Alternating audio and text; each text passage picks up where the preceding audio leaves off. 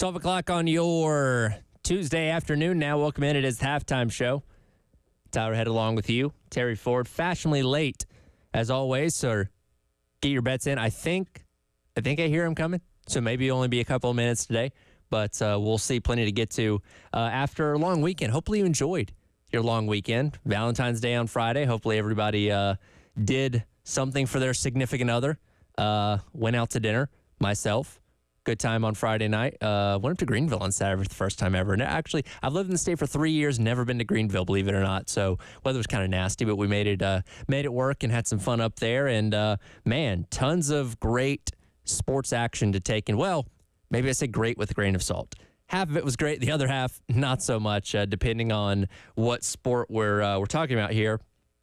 I think Jen put it perfectly on the early game this morning. If it was a sport involving a bat, then you're feeling pretty good. If it was a sport involving hoops and hardwood, then not so much. But on the positives, baseball got things rolling with the Palmineri era, taking care of Sacred Heart with 3 games, 2 of those being shutouts, outscoring the Pioneers by a combined 27-3 margin, and getting the season rolling with an undefeated start in the first series. By the way, no relaxing as you're right back in action later on this afternoon, taking on Winthrop at 4 o'clock, and then tomorrow afternoon taking on Queens back here at Founders Park at 4 o'clock as well. So the Palmineri era getting underway with 5 games pretty quickly before taking on Milwaukee coming up next weekend for another weekend series. But overall, very, very good, very solid. Some things to Tucker and McCoy, phenomenal stuff. 15 total innings pitched, only 4 hits. 1 earned run between those 3, 9 strikeouts, and 1 walk. You can't really ask for much more out of your weekend rotation in the first series of the entire year. And look, Sacred Heart is not a great team. Sacred Heart, and you saw with the errors they made on defense. Obviously, couldn't really put the ball in play too well. So it's not us sitting here saying, oh, man, this is going to be the best pitching staff we've ever seen. Go ahead and book your hotels for Omaha, because you are going to play much higher quality competition over the course of the entire season. But, coming up now this upcoming weekend, but the next weekend you face Clemson. And Clemson's really going to be that good litmus test to see how good you are on all facets of the game. But particularly for me, it's going to be pitching, because, again, those are going to be high-quality hitters, a high-quality offense that you're going to be going up against to really see where you're at before you get into conference play by taking on Oklahoma coming up here in the middle of March. And again, we'll kind of go from there. But in terms of the quality of competition that you faced, you can't really ask for much more than what you saw out of South Carolina in this opening series against Sacred Heart. And again, the Maneri era getting off to a good start, and we'll see what happens with these games going forward. Again, taking on Winthrop coming up today, and then Queens coming up tomorrow. So you basically have 5 games over the course of the first 6 days of the season getting started, and we'll see what happens this upcoming weekend with Milwaukee as well. But again, pitching was kind of the star of the show. Good offensive performances from the likes of Ethan Petrie, who had his home run on Friday night, as well as Nathan Hall and Nolan Naraki, who came out and had very strong debuts for South Carolina, with those 2 guys coming out of the transfer portal. But again, not too much to complain about. And Maneri touched on this. We'll probably get to some of his comments a little bit later on in the show. But you would like to see a little more offense strung together in terms of stringing hits together, because there was a point in the game on Friday where between Petrie's home run and Naraki getting an RBI late in the game, that you didn't have any hits for basically the better part of 3 innings, and that's something you'd like to see cleaned up. But again, that's nitpicking. You won the series, which is what you're supposed to do. You beat the opponent the way you're supposed to beat them, and the Palmineri era is off to a very strong 3-0 start. Undefeated, man. That's right. Undefeated, Palmineri. Look at this guy. It was the interesting part. Obviously, and you went over this with the pitching, because that's a question mark. Is like, how's this pitching staff going to set up? What's it going to be like? Are these guys that are coming back and returning, are they going to take the next step? How's this new coaching staff? How is Rooney going to deal with pitchers? And for 3 games, 4 walks, 45 strikeouts, I believe it was. Yep, and 3 of those walks were Pitzer on Friday when he just couldn't find the zone. So for the most part, everybody else didn't walk anybody. They were nails. And again, look, No one's thinking Sacred Heart is Florida or LSU or Texas A&M or we know, right? We know. But what you want is something to give you hope and confidence moving forward, and the pitching gave you nothing but hope and confidence moving forward. Again, you beat the opponent the way you're supposed to beat them. If they gave up 12 runs and walked 15 batters and, only struck out 20 guys, you'd be saying, oof. Rough way to start the season. What's going to happen this year? Against Sacred Heart. Against Sacred Heart. But it's like, okay, that's what you're supposed to do. And until we see otherwise, we're going to have confidence in this pitching staff. Like I said, Clemson, not this weekend, but next weekend is going to be a real test. Okay, here's quality guys, ACC, guys going to be playing at the next level. What you do against them, that's really going to set the table for what conference play is going to be. I thought Maneri was interesting in his post-game comments about the offense. He was like, because they walked a lot. Now, remember, the previous regime, there was a lot of push for, going deep in counts. Yeah, get on base any way you can. Which leads to walks, but also leads to a lot of strikeouts. Sure. I think what Maneri was trying to say was, look, it's great that we had good strike zone judgment, but he said, we let a lot of strikes go, which led to, deeper counts and led to some strikeouts. Basically, I feel like look, we don't want you swinging at everything to hit the ball, but you don't swing at stuff out the zone. When you get a pitch you can handle, or what they call hunting pitches. When you get that pitch in your happy zone or your wheelhouse, swing at it. Take a cut. It's the pitch you hit. And that's taught by a lot of, even in college now, it's taught a lot in professional baseball. The Astros really started pushing it back when they first got themselves going. But it's like there's quadrants at home plate, right? Yeah. And every player, from statistical analysis, analytics, whatever you want to call it, gets the quadrant breakdown of how they hit. And the red areas are the hot areas. This is a pitch you handle. The blue is the cold spots that you struggle with.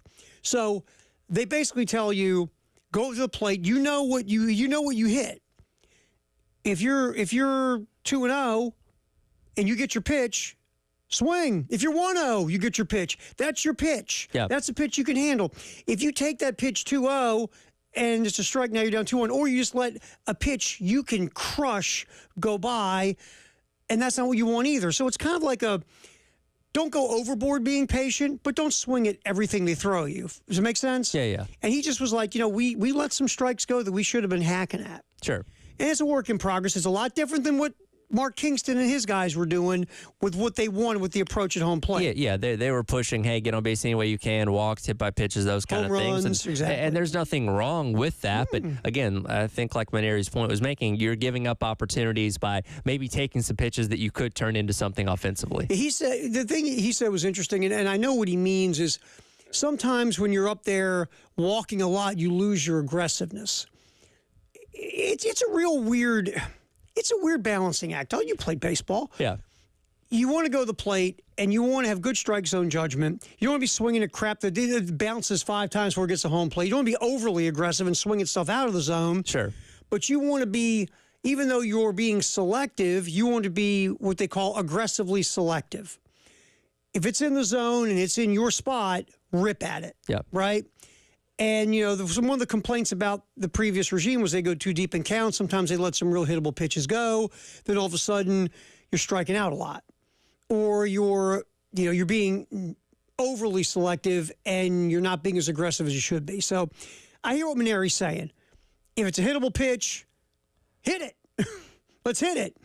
I like what he said, too, about, hey, the game's more fun when you hit. Everybody's running around, and they're running the bases, and it's just more exciting than walks. He's a very interesting guy to listen to, isn't he? Yeah. No, I like it. And again, it's good that you have a coach that when you outscore your opponent 27-3, yeah, 2 shutouts over the weekend, he comes in the, presser to wrap up and says, I'm still not satisfied with some things. Like, it's what you want. That's a coach that wins. That's a coach that's going to hopefully lead you back to Omaha and national championships and all that kind of stuff. Never satisfied. And even as great as this weekend went on a lot of fronts, wasn't satisfied with everything. And the other part about this is when he's talking, you listen different because he's got rings. Yeah. That ring's clinking on the table as he's talking. Oh, yeah, he's waving it. You know, here's what I like to do. Yeah. And let me show you my ring. Oh, by the way, Gets your attention. let's talk about all my trips to Omaha. Sure. And so it's a different vibe when you got a guy that's been there, done that, because you listen to what he says and you go, okay, Yeah. this guy knows what he's doing. And then he can pull out the receipt and say, here's a track record of me doing this in the past and it working. Right. Right. But can I tell you guys some great places to go eat in Omaha? Because I've eaten at every place in Omaha. I've been there so much. You know where we didn't work counts to 2 and 2? Omaha. All right. Halftime show. The man, the myth, the legend, Ed Bird in here running the show for us today. We gave Dave a day off. He needed it. What does Dave do with his day off? We don't want to know. No, we don't. We honestly, I joked one day with Jay when Jay and I were doing the show. I was like, we ought to put a Dave cam on him when he leaves. Jay was horrified with that idea. I said GoPro. We have to block out some things. Yeah, but we do know he's a cat lady. Besides that, we got nothing. Yeah, that's true. We got nothing. So Dave's got a day off. He'll be back tomorrow. Ed Bird's here. Tyler Head, Terry Ford will come back here from the new South Carolina baseball coach, Paul Maneri, coming up next. His thoughts on the 3-game sweep over the weekend over Sacred Heart. It's a halftime show. We're going till 3 here on the Game.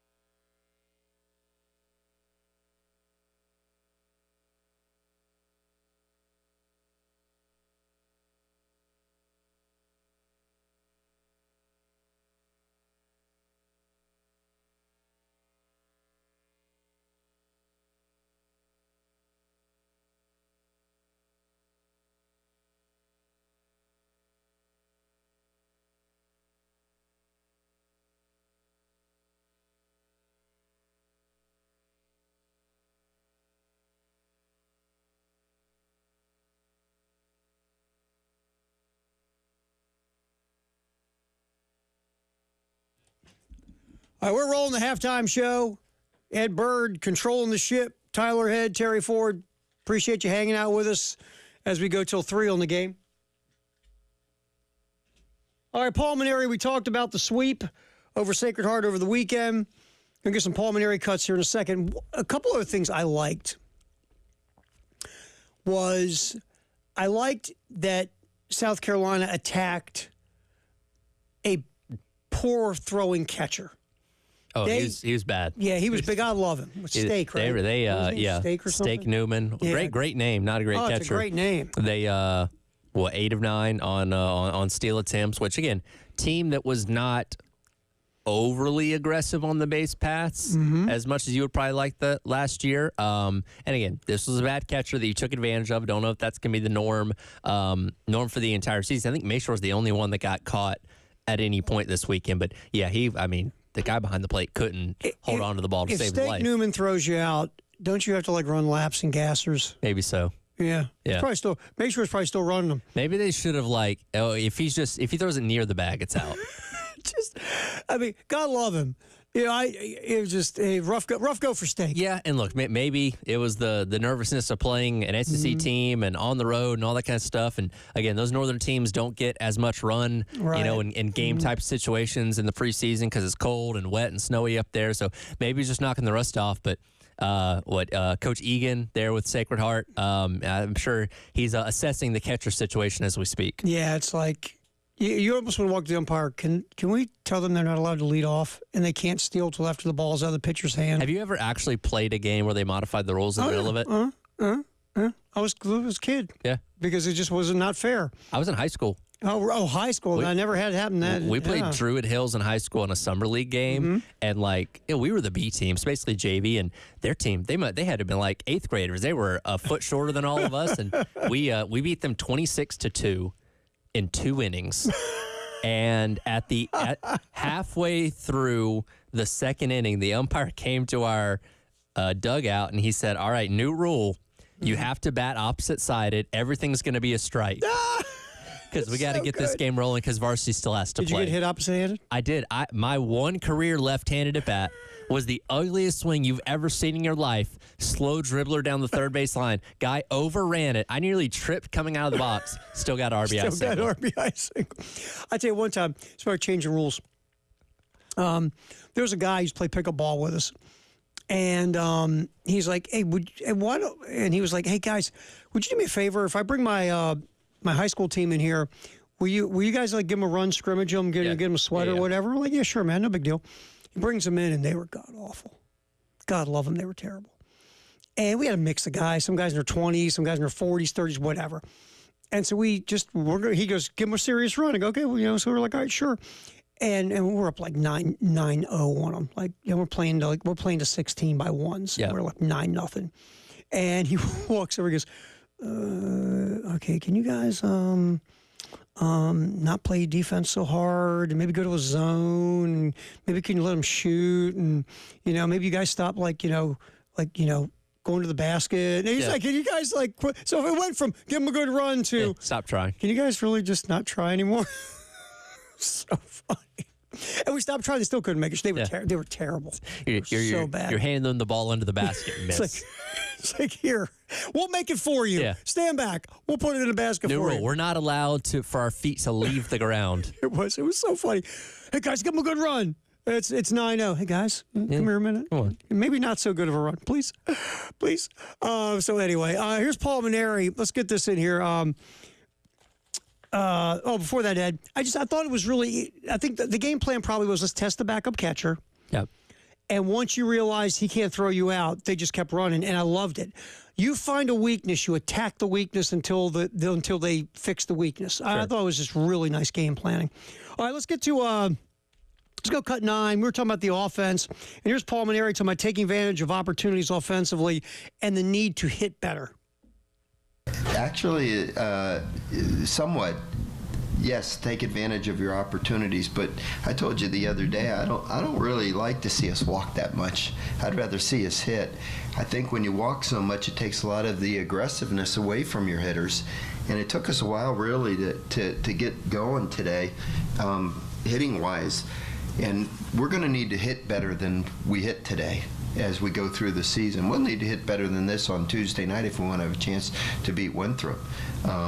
We had a lot of pitches to hit, and we took a lot of strikes, and I wasn't really overly happy with the way we swung the bat today, quite frankly. But late in the game, I thought Blake Jackson gave us a spark with his double down the corner, and then, of course, Nathan's home run broke it open for us. But, overall, I wasn't really all that pleased with the way we swung the bats today. So I'd much rather see us hit than draw free passes. I think the game's more fun to watch, and it's more fun to play when you're hitting the ball and running the bases and doing those kinds of things. Get the crowd more into the game. I like that.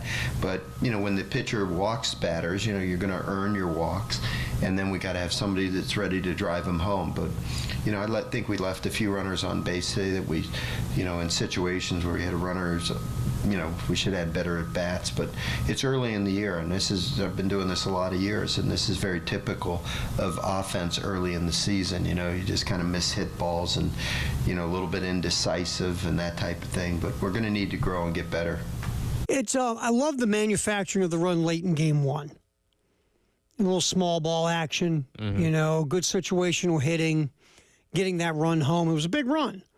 And I always say this, look, I totally understand the analytic world of hitting and how that's kind of taken over teaching and everything else. I mean, everywhere, college baseball, pro baseball, I still, this just will make me cringe though all the time when I hear this. Strikeout's just an out. No, it's not. An out is putting the ball in play, and they get you defensively.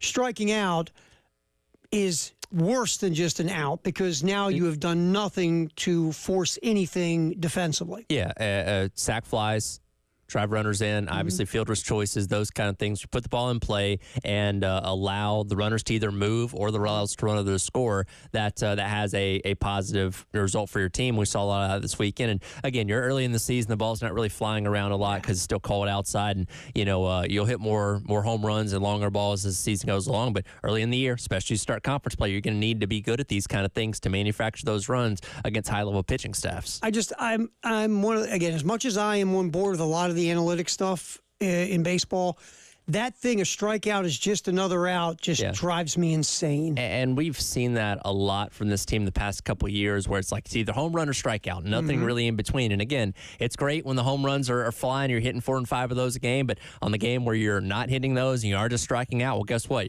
You're scoring 1 or 2 runs, the other team's scoring 6 or 7, and suddenly you're losing. I just always feel like, you're going to have to win games where you don't hit the ball out of the park.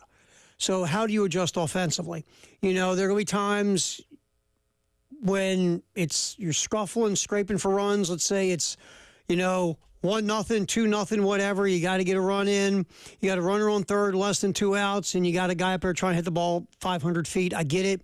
Maybe early in the count, you want to, again, hunt your pitch. But once you get into that count, you got to put the ball in play. Yep. You got to adjust. It's one of the things with hitters today in baseball in general, high-level baseball, they don't seem to adjust well. They've got one plan, and they go up there with one bat path, and they've got one thing in their mind, and they don't adjust to the moment and the situation. Yeah. And I liked seeing that. That's one of the couple of the positives from the weekend was you did see a few times where they did adjust to the situation. Because eventually you got to do it, Tyler. Sure. You're going to get stuck in a game where you've got to situationally adjust to get a runner over or get a runner home. Yeah, and again, that's the old school mentality of a guy like Paul Maneri that you're certainly glad to see work out over the course of the first series. And look, a lot of baseball to be played. This team's going to continue to evolve as you take on better and better opponents. But in terms of checking most of the boxes from weekend number 1, I think they did a good job. Yeah. And here's Paul Maneri. Let's get cut 9 here and cut 8, Ed Bird.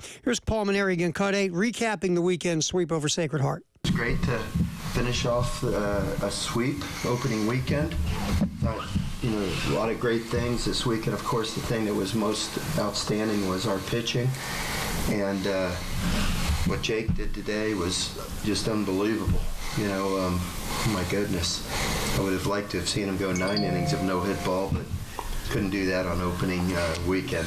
But man, he's growing each time I watch him pitch. He's growing into a more mature competitor.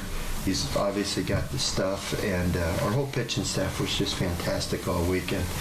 And Nathan, I've been singing your praises, Nathan, for a long time, and you're making me look like a smart guy. I know somebody that has some talent. But we were worried he might not even play today after getting hit by that pitch yesterday, but I'm sure glad that he did. Yeah, I mean, the pitching, we talked about it, was filthy. It was just, that makes you feel good moving forward. Again, you're going to play a lot better offenses in Sacred Heart, but if you can just, confidence is such a big thing, man. Yeah. You get out there, you start striking dudes out, you start making people swing and miss, you walk off the mound, you know, something. Yeah. And you carry it along. Yeah, that's what these games are for, building confidence, building, figuring out what this team is. And again, you can't really ask for much more than what you saw out of the pitchers this past weekend. And again, when you have defense, offensively, obviously you want to be able to score runs, but that obviously keeps those run counts down for your opponents and makes it a little bit easier. And we will circle back to more of this in the defense, I do want to hit on, but one of the things we saw last year was an issue was defense at times, especially at third. And, one error in 3 days, it's a pretty good start, man. Yep. Pretty good start defensively. All right, just in case you woke up, sponsored by our buds at the Gutterman. We'll get you caught up on what's going on in the world of sports, just in case, like you said, you rolled over and turned on your phone and you're like listening to us going, okay, I got no idea what's happening. Help me out. We'll get into that next here on the Halftime Show. Ed Bird, Tyler Head, Terry Ford till 3 on the game.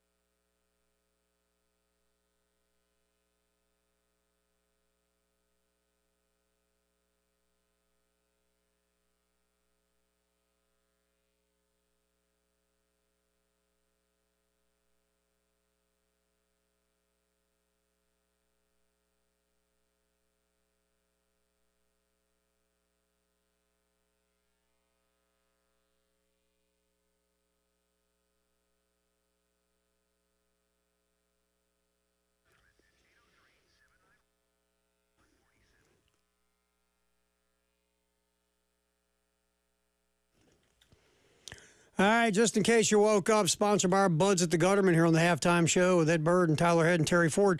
David Dare taking the day off to herd his cats. You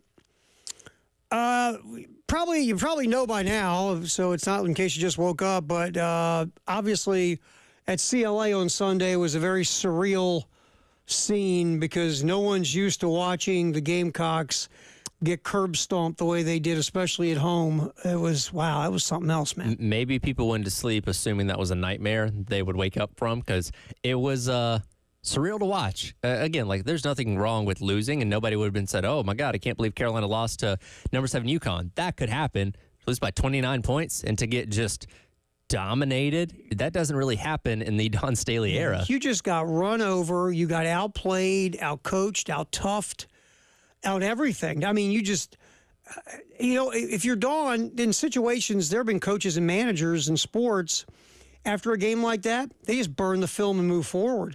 They have a film burning party, and they all walk outside the bay. You've seen that stuff. They go out back, and they just go, okay, let's just burn that thing and move on. Or pretend like this game never existed. Yeah, I mean, it was, you just go, wow, and you nailed it. If UConn comes in and wins, because UConn has high-level talent. They're UConn. Yeah, if they come in and beat you, you go, okay, they're UConn. Sure. But when they come in and work you the way the Huskies worked the Gamecocks on Sunday, that's what, stunned me, was not losing to UConn. It was just being dominated and being out-toughed. Yeah. That was the thing that really got me, is UConn was more aggressive, and they were tougher. And Dawn's teams, being out tough typically does not happen. No, and this is not, the Geno bulletproof teams of years past. They've had 3 losses this year already. They lost at Tennessee. To Tennessee. They lost to Southern Cal. They lost to Notre Dame. The best 3 teams they played up to this point. Again, not to say they couldn't come into CLA and win, but if you assume they were going to win, it's going to be a tight game, 72-74 or something along those lines where it comes down to the very end. And for it to really be over just after halftime, then that's just bizarre. And again, there was an uneasiness, and Chris talked about it. He was there on Sunday, just the people that couldn't believe what they were witnessing, and watching it on TV was the same way. I can't believe this is South Carolina women's basketball under Don Staley getting beat like this. Now the question becomes, okay, how do you respond, and what happens after this? Because this is the first point in my time here in 3 years that I've really looked at this team and said, I don't know if they're capable of going to the Final Four this year. Certainly talented. We've certainly seen them beat plenty of high-level teams, but that game could happen in the Sweet 16 or the Elite 8 or something along those lines that ends the entire season. You don't know right now. And now it's, they have an issue in the paint on both ends of the court, and the teams that had that advantage on them, and we've seen it. We saw, UConn, we saw Texas, we saw UCLA. One of the things that they all have in common, they out-rebounded South Carolina, and they basically were tougher than them in the paint overall. So that's the thing that's got to get fixed, because you're going to run into these teams in the tournament, and if you hit one of these, the Elite 8, and you haven't figured out this problem by now, you could go home. So right now in the latest bracketology, Carolina and Southern Cal are in the same side of the bracket. If they both won through their first couple rounds, they would face each other in the Elite 8. Again, Juju Watkins, very good Southern Cal team. That could end up being the same kind of situation. Yeah. And there was something about losing to UCLA, losing to Texas. Both those games are on the road, right? It's okay, not in your barn. Rocks environment, okay, you chalk those things up. But when your 71-game home winning streak comes to an end in that fashion, you say, okay, you can lose anywhere now. Yeah. This is, again, like the Texas game, not having Ashlyn Watkins, this was one of the effects this game. Yep. Because you needed her in this game. All right, here's Dawn Staley. Let's get a cut for Ed Bird. Dawn talking about this was a beatdown. Here's the thing. They got 13 threes. You hit 13 threes. It's damaging to your defense from a physical and psychological standpoint. She hits 3 threes. I'm going to stick a little bit closer. And then the driving lanes open up because you're sticking a little bit closer and you're not in your gap. You're not in your gap help. They made you think about all of those things. And they had their way with us. It's just there's no trying to find a silver lining to it. We got beat bad. And then what's your second question? The offensive rebounds, they out 15-9. I think they were in the offensive glass. Yeah, that's normal. I mean, it's hard when they shot as well as they shot, right, and still get offensive rebounds. We just major implosion for us. So you can pull out a lot of different stats, and they're all going to end the same way, which is we did not perform well in any area that was great. At the end of the game, we're just trying to figure out, if we see this team again, what can we do in certain situations? Certainly not from a defensive standpoint, more so from an offensive standpoint. It was just like Dawn graded an F. It was an F. Yeah. It just was. So we'll see what happens moving forward. Still time to fix these issues. Hopefully it's just a one-off, and sometimes teams have this happen to them, and it ends up being the best thing that happened to them because they get their head right, they get focused, they go fix the problems, and they move forward, and they're successful. We'll see. Yeah, and you if you're Arkansas on Thursday night, oh jeez, you might end up like Florida last week, where they just end up taking the frustration out on you and try and get themselves back on track. But regardless, I think we're all going into the NCAA tournament, and we'll see what seed they end up with. They're still one seed as of right now, with a little hint of doubt in the back of your mind that you haven't had these past couple of years, because again, they've looked vulnerable multiple times this year, most recently on Sunday, and the worst it's looked in a while. So not to say they can't run the table and win the national championship. That is very possible. They're a talented enough team to do that, but that little hint of doubt is going to be in the back of your mind because you've seen it happen this year already. Yeah, now you got to do something to erase that hint of doubt, right? All right, so that's what happened. We'll get more into that in the 2 o'clock hour. Here's some more Dawn Staley. And we'll get some Paris over the weekend again. South Carolina losing on the road against Florida. Did they play? Yeah. Anybody watch? Anybody pay attention? It's rough, man. It stinks so much coming off of last year. It does. Right? It's It just, last year was so much fun. When I'm looking at bracketology right now and stuff, because, hey, look, we all still love March Madness and the chaos of the tournament. Last year, Carolina's a 7, they're a 6. Here's who they'd be matched up against, and here's what these next couple games could mean for all that. And now you're not even anywhere close to the conversation. You're like, okay, that's cool, but it sucks the fun out of it. Right. Absolutely. And we'll get more into that in the 2 o'clock hour. All right, this story just makes me laugh. Okay, so the Boston Red Sox go out and sign Alex Bregman, who was the third baseman in Houston. Yeah. Alex Bregman he won the Gold Glove last year at third. Yep. He's probably one of the 7 best defensive third basemen over the last 5-6 years. Rafael Devers plays third base in Boston. And Rafael Devers was asked over the weekend about Alex Bregman coming in, and Rafael Devers basically said, third base is mine. And then he said, I was promised by the organization. Of course, the guy that promised him is no longer the GM, which Alex Cora, the manager, brought up over the weekend, which he went, okay. Yep. But there's two thoughts on this real fast. A, nobody connected to the Red Sox talked to Rafael Devers before they signed Alex Bregman? Sounds like it. Because wouldn't you go to the guy you signed to a 50-year contract in Devers, who, by the way, might be the worst defensive third baseman in baseball since he's come into the league in 2017? And wouldn't you sit down with him and say, look, this is our plan. We want to let you know because it affects you. We're thinking about going in this direction. Give him a heads up. That way he can get it all out of his system, right? Sure. Because if I am the Red Sox and I sign Alex Bregman, you know where he's going to play for me? Third base. Yes. You know who's not playing third base for me? Rafael Devers. Exactly. So, and then if you're Rafael Devers, do you want to win? Of course. Well, this dude's better than you. You suck at third, bro. You've been out there kicking balls all over the place. The question is, do you want to be a part of the winning? Do you want to be the reason why we're winning? Or is it all about you? Yeah. It feels like it's all about Rafael Devers. Sure. I mean, I get it. The contract's gigantic. It's long term. You want to try to throw your weight around because of your selfish reasons. At the end of the day, if you care about winning, you should say this. Ready? I'm gladly I am gladly willing to move out of my position to put Alex Bregman at third. He's such a good third baseman, and that can help us win. Was that tough? No, it wasn't.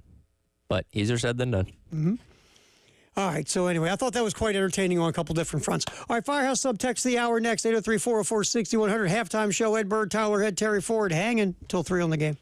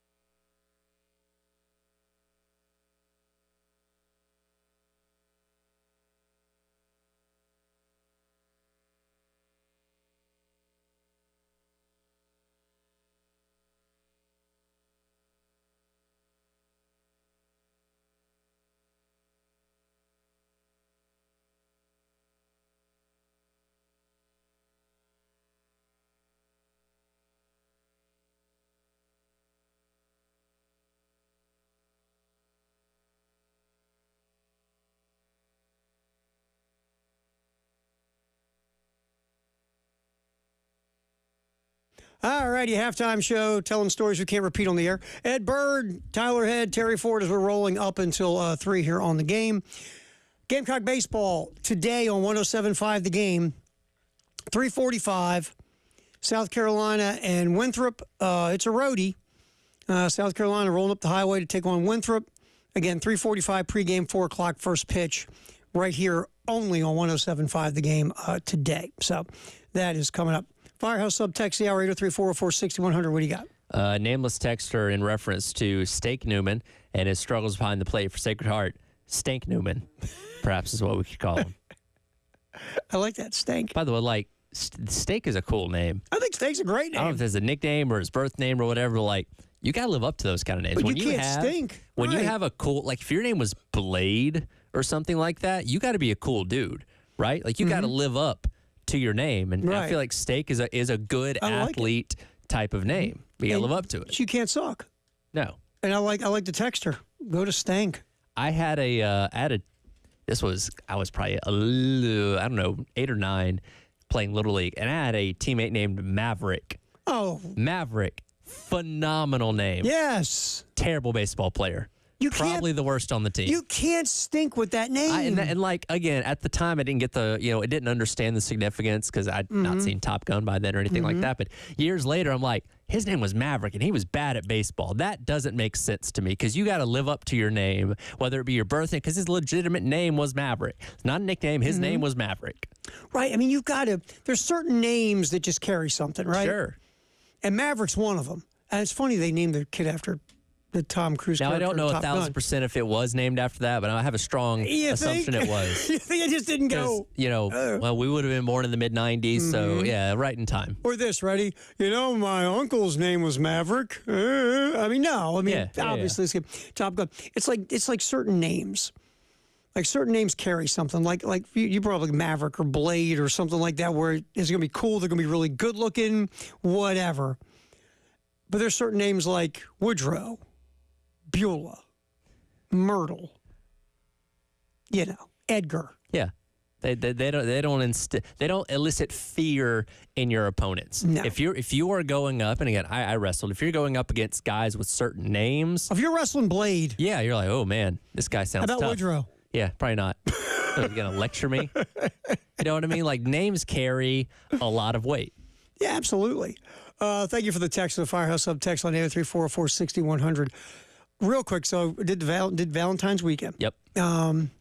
And one of the things I had to do Valentine's weekend, I started, was it last year? I watched a couple episodes of the show The Bear.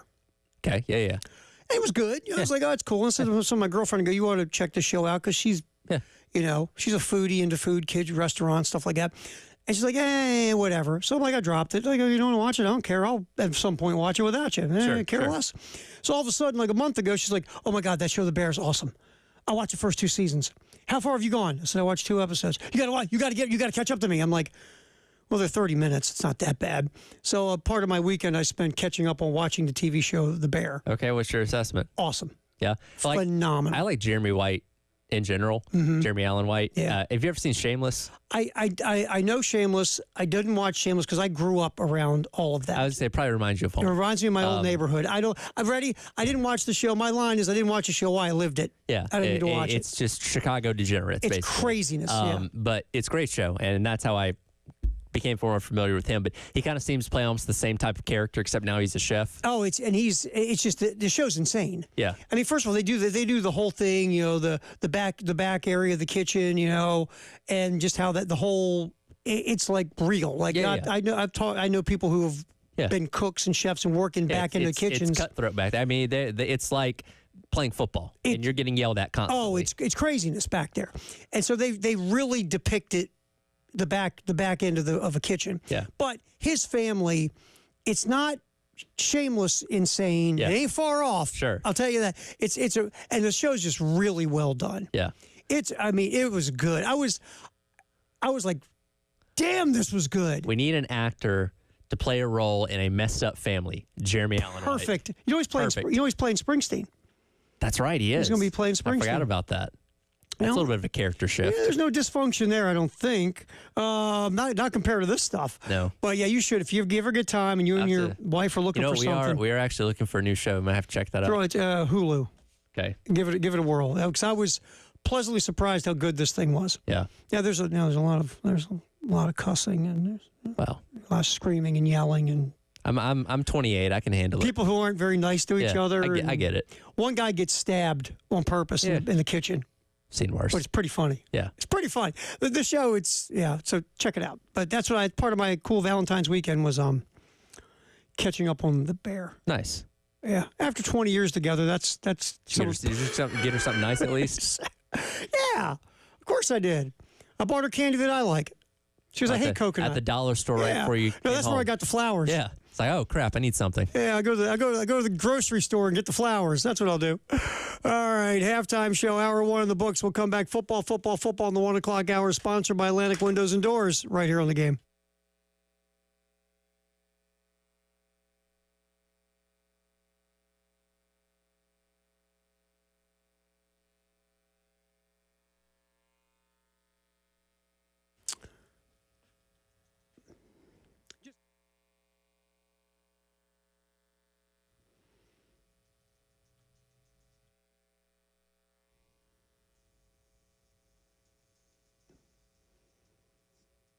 It was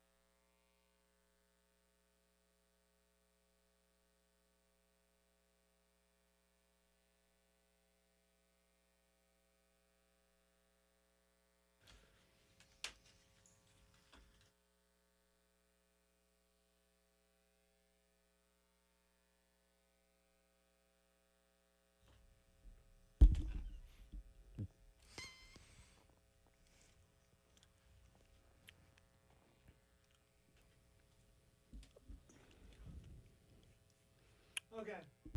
All right, cool. Good job, dude. Way to pick us out of that mess.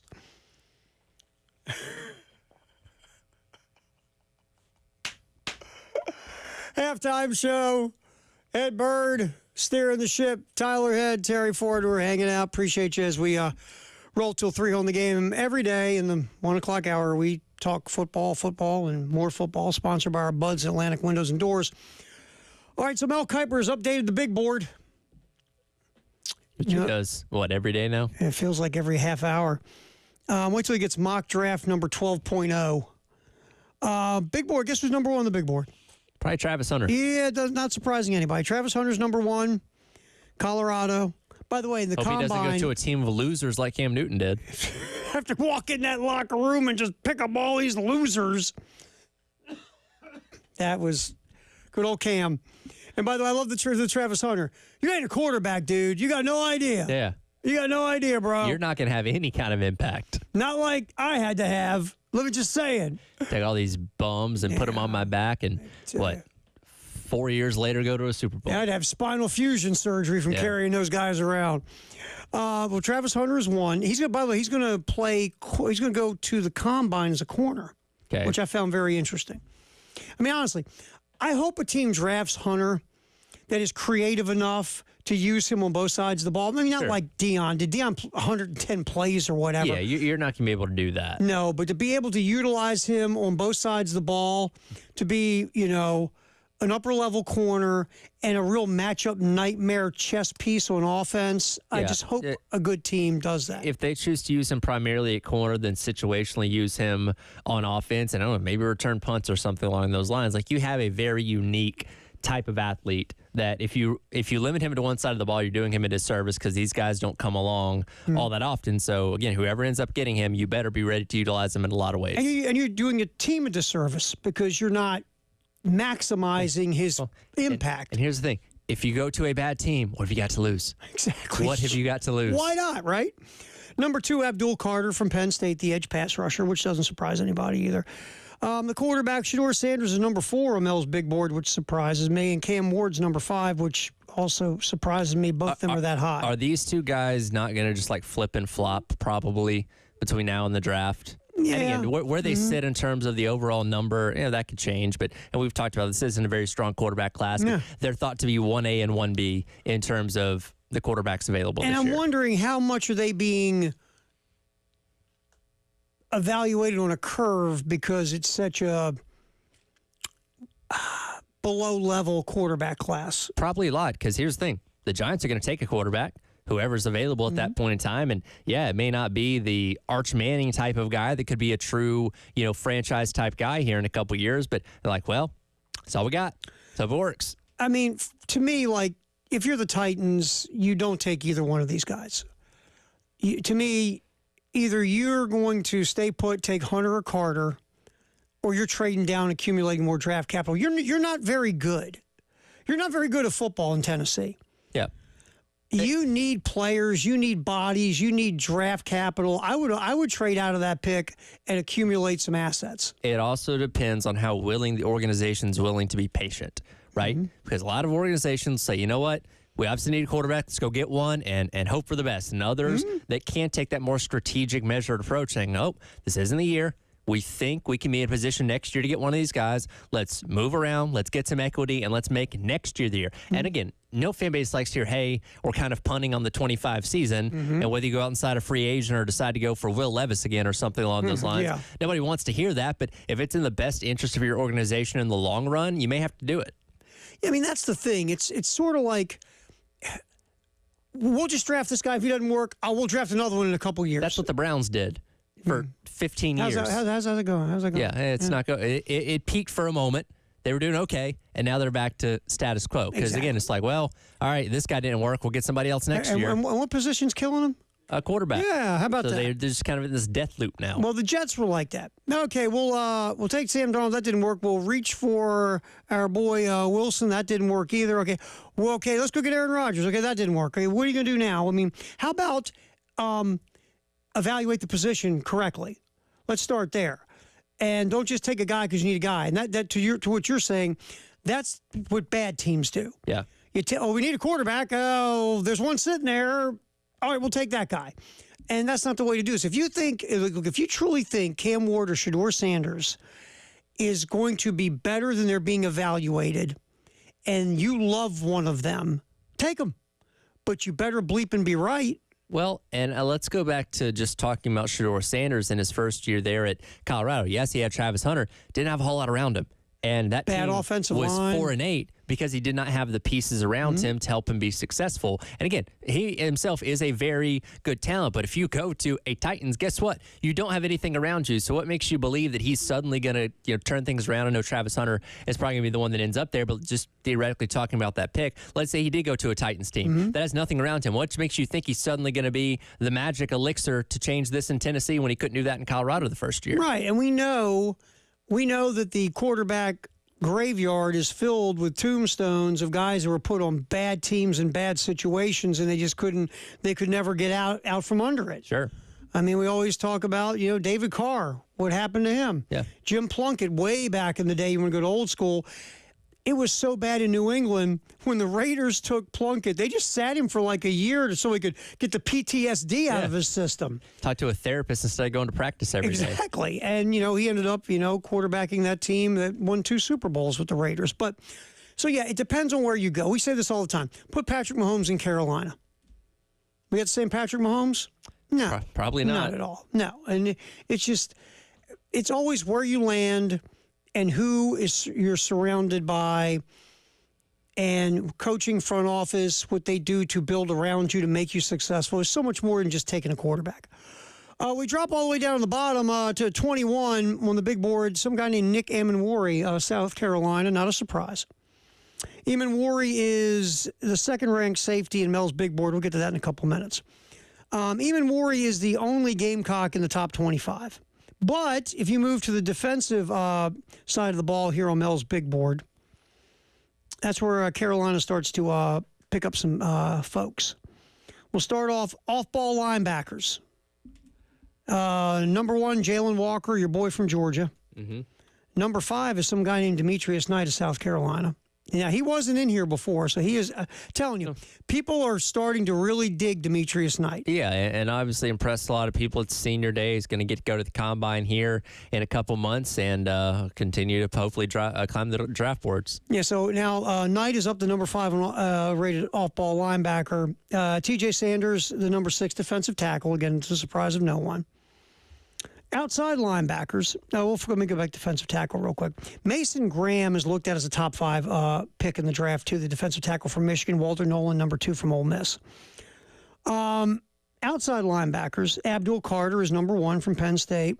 Your boy Williams from Georgia is number 2. Yep. Mike Green from Marshall, who was pancaking folks at the Senior Bowl week, has moved all up to number 3 on the draft board. James Pierce, remember, coming into the year, a lot of people thought he would be the number 1 edge pass rusher going into the draft. Pierce did not have that great of a year at Tennessee. He's number 4. Number 10, Kyle Kennard, South Carolina, outside linebackers. And like we said, safety, Malachi Starks from Georgia is number 1. Nick Amenwari is number 2. So that's the Gamecocks on Mel's big board when you look at where they're at in their position group. And again, Knight, he's picked up steam. Mm-hmm. We talked about 3rd, 4th round was what I felt like. There's some people thinking maybe you could go bottom of 2nd round, maybe. But I feel like that 3rd, 4th round's a sweet spot for Knight. Yeah. And here's a guy that's really, Knight and Kyle Kennard did a great job improving their draft stock. Absolutely, last year. Yeah. And Amenwari, too, because Amenwari, showed he improved in coverage and, playing the ball and things of that nature. So he improved himself. But Knight, 4 years at Georgia Tech, hardly played. Yep. Went to Charlotte, was all conference.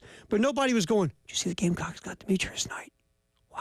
Yeah. Nobody said that. Both Kennard and Knight are perfect examples of the benefit a lot of guys hope the transfer portal can give you. Where, again, and both guys played at Tech, but decent production for Kennard specifically. And again, Demetrius Knight went down and played well at a Group of 5 school in Charlotte. But like I said, nobody was saying, oh my God, I can't believe South Carolina landed these guys are going to be monsters. And you go out there and elevate your play at the toughest level in college football to where I don't even know if either one of these guys were on anybody's draft boards at all this time last year. And now we're talking about them being, high to mid-round picks. Yeah, I mean, just it's a tribute to those two guys, to the coaching staff here at South Carolina, everybody. And you know what?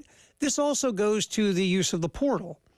You bring in veteran dudes. I mean, Demetrius Knight's driving a minivan with his wife and his kids. And by the way, I read a thing where he was doing DoorDash while he was in Charlotte to help pay the bills, him and the wife. They were DoorDashing, man. Yeah, I don't think the 49ers are exactly flush with NIL funds. You don't think? You don't think he was getting a 7-figure NIL check? Probably not. I mean, so it just shows you the grinder that Demetrius Knight is. And if I hear his story, if I'm sitting there and I bring him in to our complex to have a day with him, have a visit, and I listen to him talk, I hear the story, I see how he carries himself. Maybe he's holding one of the kids. Who knows? I mean, you see if he comes to the visit at the complex. Look, I did have a babysitter, man. I had to bring my kids. Are we good? Yeah. It doesn't bother anybody, right?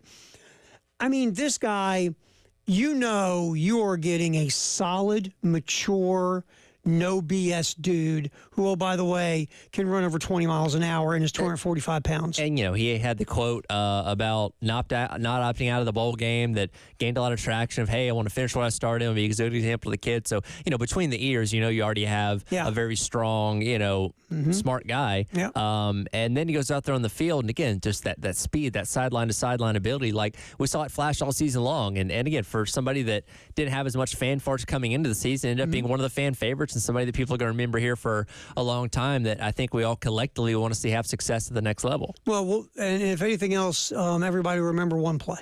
Oh, yeah. Yeah, no, he's cemented his legacy with that. He's not going to have to buy another meal in Columbia as long as he lives. That pick. Yeah. You can see him, I'm kind of short on funds. I'm going to drive to Columbia and eat for free. I was just say, I got that interception that sealed the game against Clemson. Oh, meals on the house, sir. Come on in, D. Knight. So, yeah, I love the story.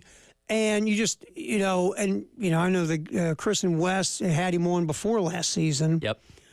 And, it's just, you root for guys who just come off in your mind as this is a good guy. Yeah. It's a good guy. He's got his head screwed on right. He's gone through all the trials and tribulations and all the grinding you got to do to get to this point from where he was a few years ago. You root for guys like that. Of course.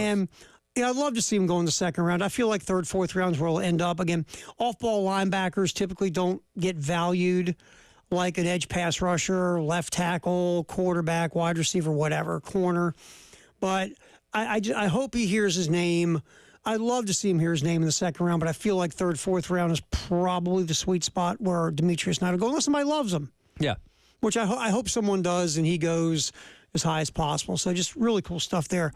About Demetrius Knight and what's been happening in this draft process.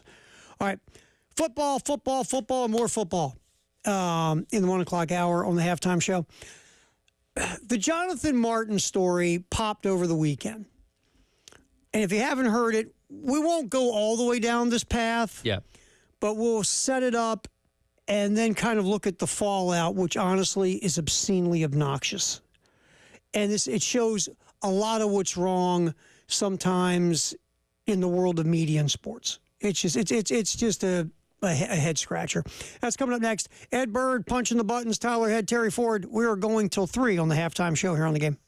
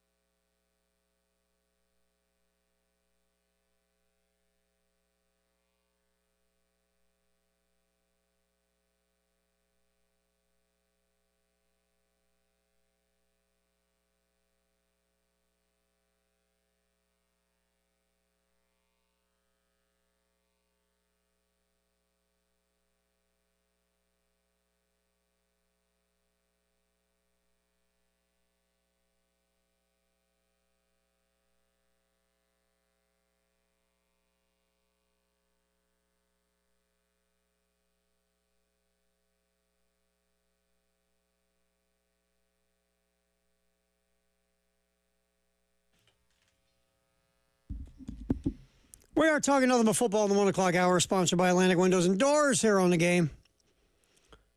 Tyler Head, Ed Bird, Terry Ford, appreciate you hanging out with us.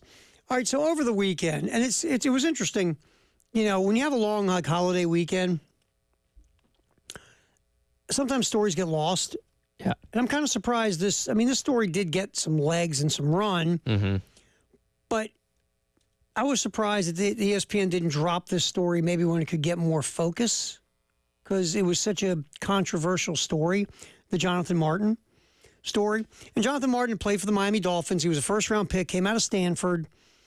Martin had some issues. There was some mental health stuff there. Martin, while he was with the Dolphins, accused Richie Cognito, among some other Dolphin players, but he was the ringleader, supposedly, of bullying Martin and saying some politically incorrect things to Martin. Yep. And it caused a firestorm in the NFL. Locker room culture was brought into question. You know, bullying culture was brought into question. Well, Incognito was suspended for it. Incognito gets suspended. Jim Turner, the offensive line coach, lost his job. And the NFL investigation led to a lot of really bad things happening to people over Jonathan Martin's allegations. Well, Jonathan Martin came out over the weekend in an interesting, in-depth piece on Martin. And what did he say, Tyler? He said that it wasn't true, which it's weird because the story wasn't necessarily about that. It's more about like, hey, here's where he is, 10 plus years later. Bitcoin guy now He's or like something. doing speeches on Bitcoin at TED Talks or whatever. And, look, he went to Stanford. He's clearly a smart guy. So, this is kind of his life after football. And essentially, a lot of the story goes on to talk about, hey, people recognize me from the Dolphins and all that kind of stuff, and I just downplay it like he's moved on from football. But, like, just kind of buried in the middle, it's like, I never believed I was being bullied. And, apparently, according to him, the family kind of ran with this, and it kind of blew up into more than he wanted it to be. And he, at the time, just didn't speak out to tell the truth, and it became this monster that affected a lot of people. Yeah, the mother was, I think she's a lawyer, an attorney or something, but she was behind a lot of this, allegedly. Yeah. The one thing I've read, though, is that there were some members of the media at that time that suspected this has stink to it. Yeah. But they never really said anything or never really investigated it like they should have. And so basically, look, no one's saying Richie Incognito was perfect. The guy, he had his stuff.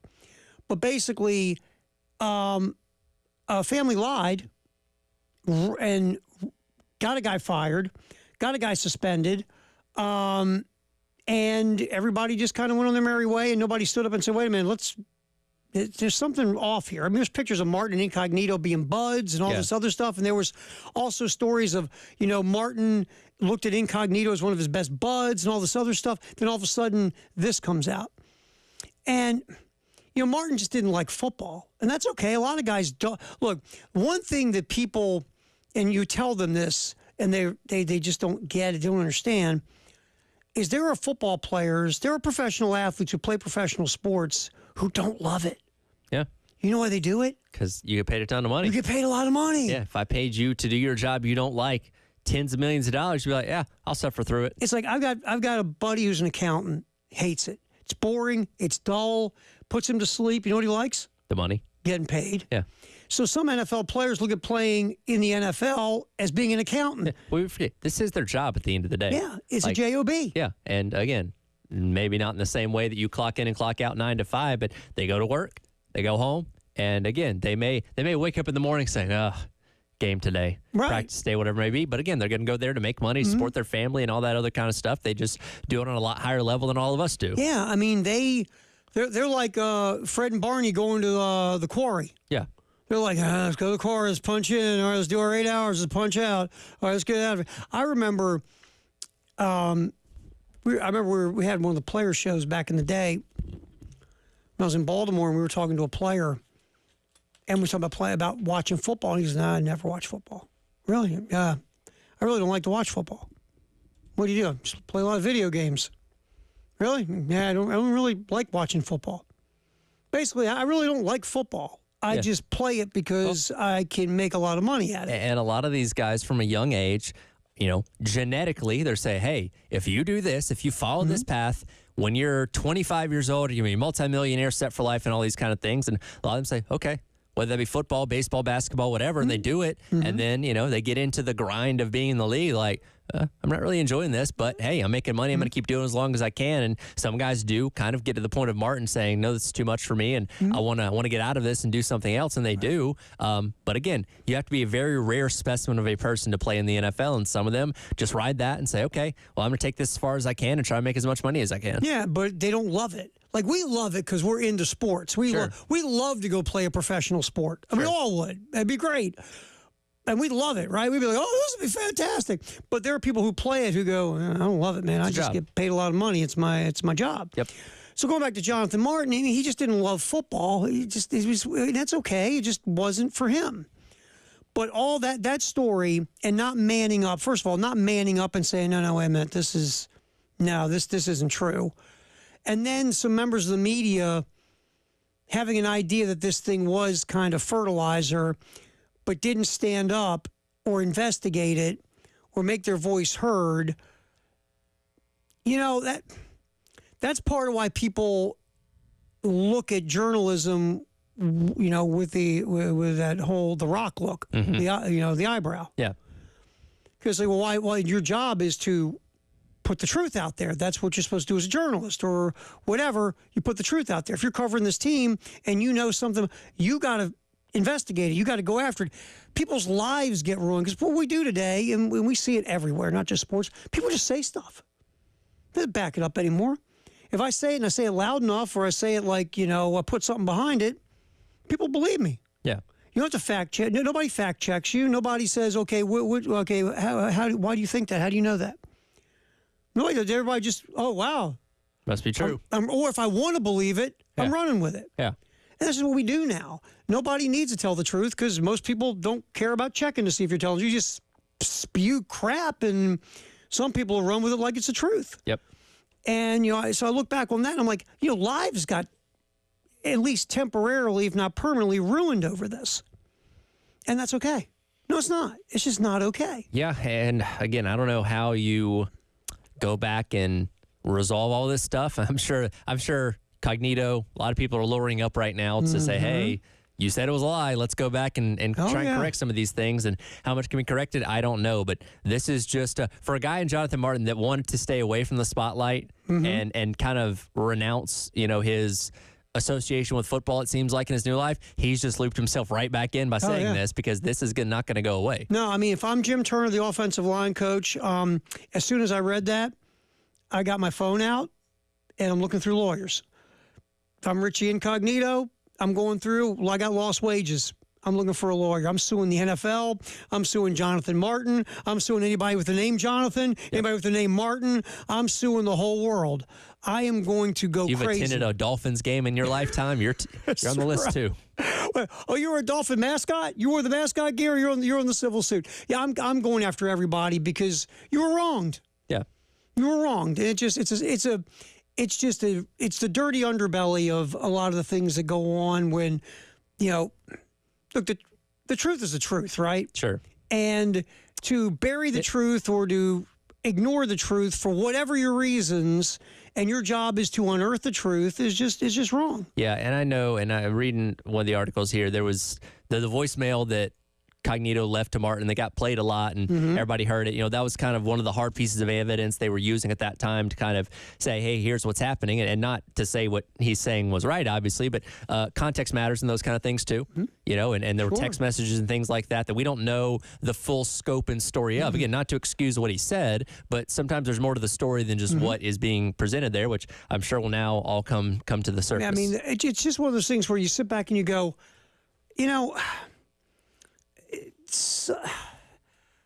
somebody is just, do you sleep okay at night knowing that you kind of let this thing roll a certain way and whatever your reasons? And one of the other things too that happens with media, and I'm talking everything, radio, TV, newspaper, internet, whatever, is you don't want to lose your access. Sure. And sometimes if you're going to go out against a team, they have the power of holding your access over you or making your job very difficult. Yep. if you go down a certain path. And some of that could have happened there as well, when you don't want to lose access, because if you do go that way with this story against the team might find a way to come back at you. Yeah, it'd be a calculated risk. And that's the sad part of this, too, because, again, that team is more powerful than you sometimes. Yep. If the people above you are weak and don't stand up for you. All right. We'll get back in here. It's football in the 1 o'clock hour, sponsored by Atlantic Windows and Doors. Mock Draft has a pretty interesting trade we're going to get to next here on the halftime show on the game.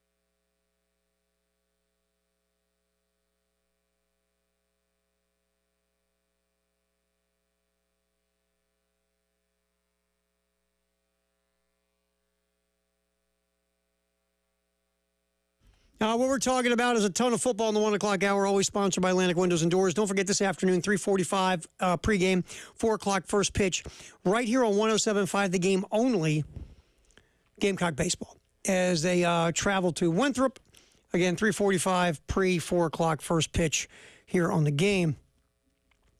All right, a lot of folks are reporting the SEC and the Big Ten is building momentum to expand the college football playoff to either 14 or 16 teams. Okay, on your scale of 1 to 10, how shocked are you? 10, wow, I'm shocked. 1 is like, really? Can I go negative 10 trillion? Absolutely. Like, yeah, this is definitely what's going to happen. Yeah, I mean, why is anybody surprised by this? Who benefits the most by expanding out to 16 teams? SEC and the Big Ten. Who's pushing for this? SEC and the Big Ten. Who, by the way, did the other conferences yield power to allow them to do this? Yes. By saying, hey, we're going to give you a majority of the say. What do you think they're going to do? All right, we want to make sure this is equal for everyone. Make sure everybody has to see the table. Everybody has enough to eat. We're going to look out for everyone. Like, no. Screw you guys. We're looking out for ourselves. You'll be lucky if we allow you to sit at our table. Can you see Commissioner Sankey going back and a meeting with all the presidents, athletic directors in the SEC? Guys, good news. Good news. We got expansion of the college football playoff to 16 teams. Oh, that's great. That's wonderful. But I made sure that we make it fair for everybody. You know what they would do? Yeah, they'd laugh. Yeah. I could envision Jim Phillips, commissioner of the ACC, before, Sankey, Petiti go into this room together, start hashing things out. Hey, make sure you look out for us, right? We're in this together. Sure thing, Joe. We got you. It's Jim. All right, Jack. Yeah. Yeah, I got you. Tony turns the corner and goes, who the hell is that guy again? Yeah, because they know they obviously have the best amount of talent, the best teams from top to bottom. That's not saying that every team in the SEC can beat every team in the ACC and vice versa or whatever it may be, but they know collectively they have the best leagues. And if they suddenly remove themselves, you couldn't have a college football playoff without those two leagues. They know they stir the drink. Yeah, they've got the juice, and they know that. And just, this is the thing. Like, another reason why Kevin Warren, I'm going to say this nice, was a poor fit to be a commissioner. Say the least. Kevin Warren went after the SEC. Kevin Warren was trying to sabotage the SEC. How'd that work out, by the way? So, I know, right? The alliance. Yeah, the alliance was great. Ask the Pac-12. Oh, it's gone. But here's where Petiti's smart. Petiti went, wait a minute. You got everything and I got everything. Nobody else has got everything like we do. Why don't we buddy up and then we've got all of it, right? This is the equivalent of the two bullies in high school beating each other up and look around and say, wait a minute, if we work together, we can take everything from everybody. Right. And they can't do anything to stop us. Why don't we do that? Like, that's exactly what's happening here. They're like, hey, let's work together. And, there's supposed to be this scheduling aspect where they cross over a lot, and the SEC potentially moving to a ninth conference game and saying, hey, we can make a lot more money working together than being at ends here. And we can, because again, they can't have a national championship without us. It's not like these other leagues can go off and say, we're going to start our own playoff, because one, nobody would watch it, and two, nobody would think of it as a real championship. Let's right now just be objective. Outside of the SEC and the Big Ten, we got Clemson. Florida That's State, it, right? when they're good. Yeah, when they're good. Nobody from the Big 12. The Big 12 lacks identity as a whole right now. Yeah. I mean, Notre Dame as an independent, yeah, that's it. which they kind of have a built-in caveat for this no matter what happens. I don't even count them in all this because they're grandfathered in no matter what. They'll be, if they hit a certain win total, they'll be in consistently, so they don't have to worry about that. But yeah, I mean, outside those two conferences, there's a lack of, in terms of just purely football, true brands. Yeah, and so if you're the Big Ten and the SEC, you're going to look at the rest of them and go, what are you going to do about it? Exactly, nothing. You're going to have a playoff with Clemson, Kansas State, Texas Tech, and Arizona State. And Arizona State. Good luck. TV bonanza, baby. Be lucky if 1 million people watch those games. I mean, so really everybody else has no choice, right? Yeah. I mean, you don't have to like it. You always had that happen. It's like eating peas. Sure. You don't like them, but you got to eat them, right? Because your parents put them in front of you, and the dog won't eat them under the table. You want dessert? You got to eat your vegetables. I don't like vegetables. Well, you're not going to get dessert. Well, guess what? Same thing here. Well, we want money. Well, you're not going to get as much money unless you fall in line and do what we ask you to do and be a part of this structure playoff that benefits us the most. Okay. Because again, this is controlling the money that the ACC and the Big 12 get by being a part of this. And ready? We can do this without you, ACC, Big 12, Group of 5. If the SEC and the Big 10 decided to go off and do their own thing and create a super league or whatever we want to call it, guess where the majority of fan interest would go? To that. Yep. They're the supermodel, and you look like Steve Buscemi. Yeah.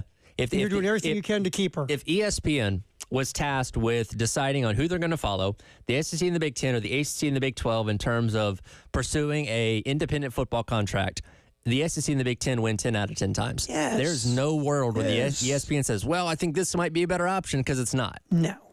And that's the funniest part is just, look, this is the way it's going, and no one's going to stop it because nothing changes here.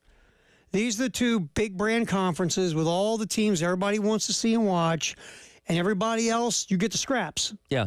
You get the scraps. You just do. And look, college sports are so unique in that the loyalty is built in for so many people. You went to the school, you grew up watching the games. It's never really revolved around the structure, or specifically the championship structure, because we've gone from polls to BCS to a 14 playoff, 12-team playoff. Now we're going to go to 14 or 16. Like, no matter what, the interest has always been there because, again, you have a connection to that school. And no matter how the championship is decided, 80, 90,000 people are still going to pile into Willie B every single Saturday to watch South Carolina, as well as all the stadiums around the country. Because again, that's just how the sport is built around its fan base, and no sense of changing the postseason format is going to deter people from being a part of that. No, this is where it's going. ACC, Big 12, Group of 5, jump on, and you might not like the seat you get, but you're going to get a seat. At least you get a seat. So be happy. Yeah. Shut up and be happy. It's rumored that the ACC and the Big 12 would get like 2 spots. So Big 10 SEC, 4-4. Other 2, 2-2. So okay, now you're up to 12, and then you fill that in with Notre Dame and maybe a G5 school. Right. If they're lucky. If they're lucky. They don't have to be given a seat at the table here. Once this thing starts over. Yeah, they could say, screw you guys. Exactly. Congratulations on making the Fiesta Bowl, Boise, but we're doing our own thing. Good luck to you. Bye. So again, you just have to. That's just where the power is. All right, interesting. Here's we're doing football in the 1 o'clock hour, sponsored by Atlantic Windows and Doors in the Game. Interesting little mock draft I was looking at on 3. Put in a trade, and of course this trade gets put in because people like us would talk about it. Myles Garrett to the Dallas Cowboys. Okay. The Browns get the 12th pick in this year's draft, which the Cowboys have, and then they would get a 2026 first-round pick. Now, here's my thing. If I'm Cleveland, I should be able to get a better offer than that. Dallas is picking 12 this year, and if Dallas, does get better with Myles Garrett, and they are healthy, and they can get out of their own way, and let's say they get back to the playoffs, that pick's in the 20s. Yep. Why do I want to do that? I'm not going to do it because you're the Dallas Cowboys. I don't care about you. Yep. The only way I do that, if that's first of all, if I'm going to trade him, and 2, if that's my best offer. Besides that, I'm looking for a better deal than that. It's just me. Sure. I mean, I don't want to, trade him to somebody who conceivably could be picking in the 20s for my second first-round pick. Yeah. So to me, I get it. You want to make the Cowboys something. 'Cause everybody, the minute you say Cowboys, everybody's supposed to be polarized to where they can't move, right? Yep. Supposed to be. But, I just want to look at one of those and go, long shot, but nice little clicker. Good job. Mm-hmm. So I would never see that happening. All right, we'll get our Firehouse Sub text the hour next, 803-404-6100. Busy week on the game tonight. We have men's basketball, 8:30 pregame, 9 o'clock tip from Baton Rouge. South Carolina taking on LSU team that's won 2 games all year in conference. I would feel much better about the Gamecocks' chances if that game was across the street at CLA. I would too. Again, this seems like the most memorable game. Being on the road gives you concern. We'll get our Firehouse Sub text the hour next as we talk nothing but football in the 1 o'clock hour, sponsored by Atlantic Windows and Doors here on the game.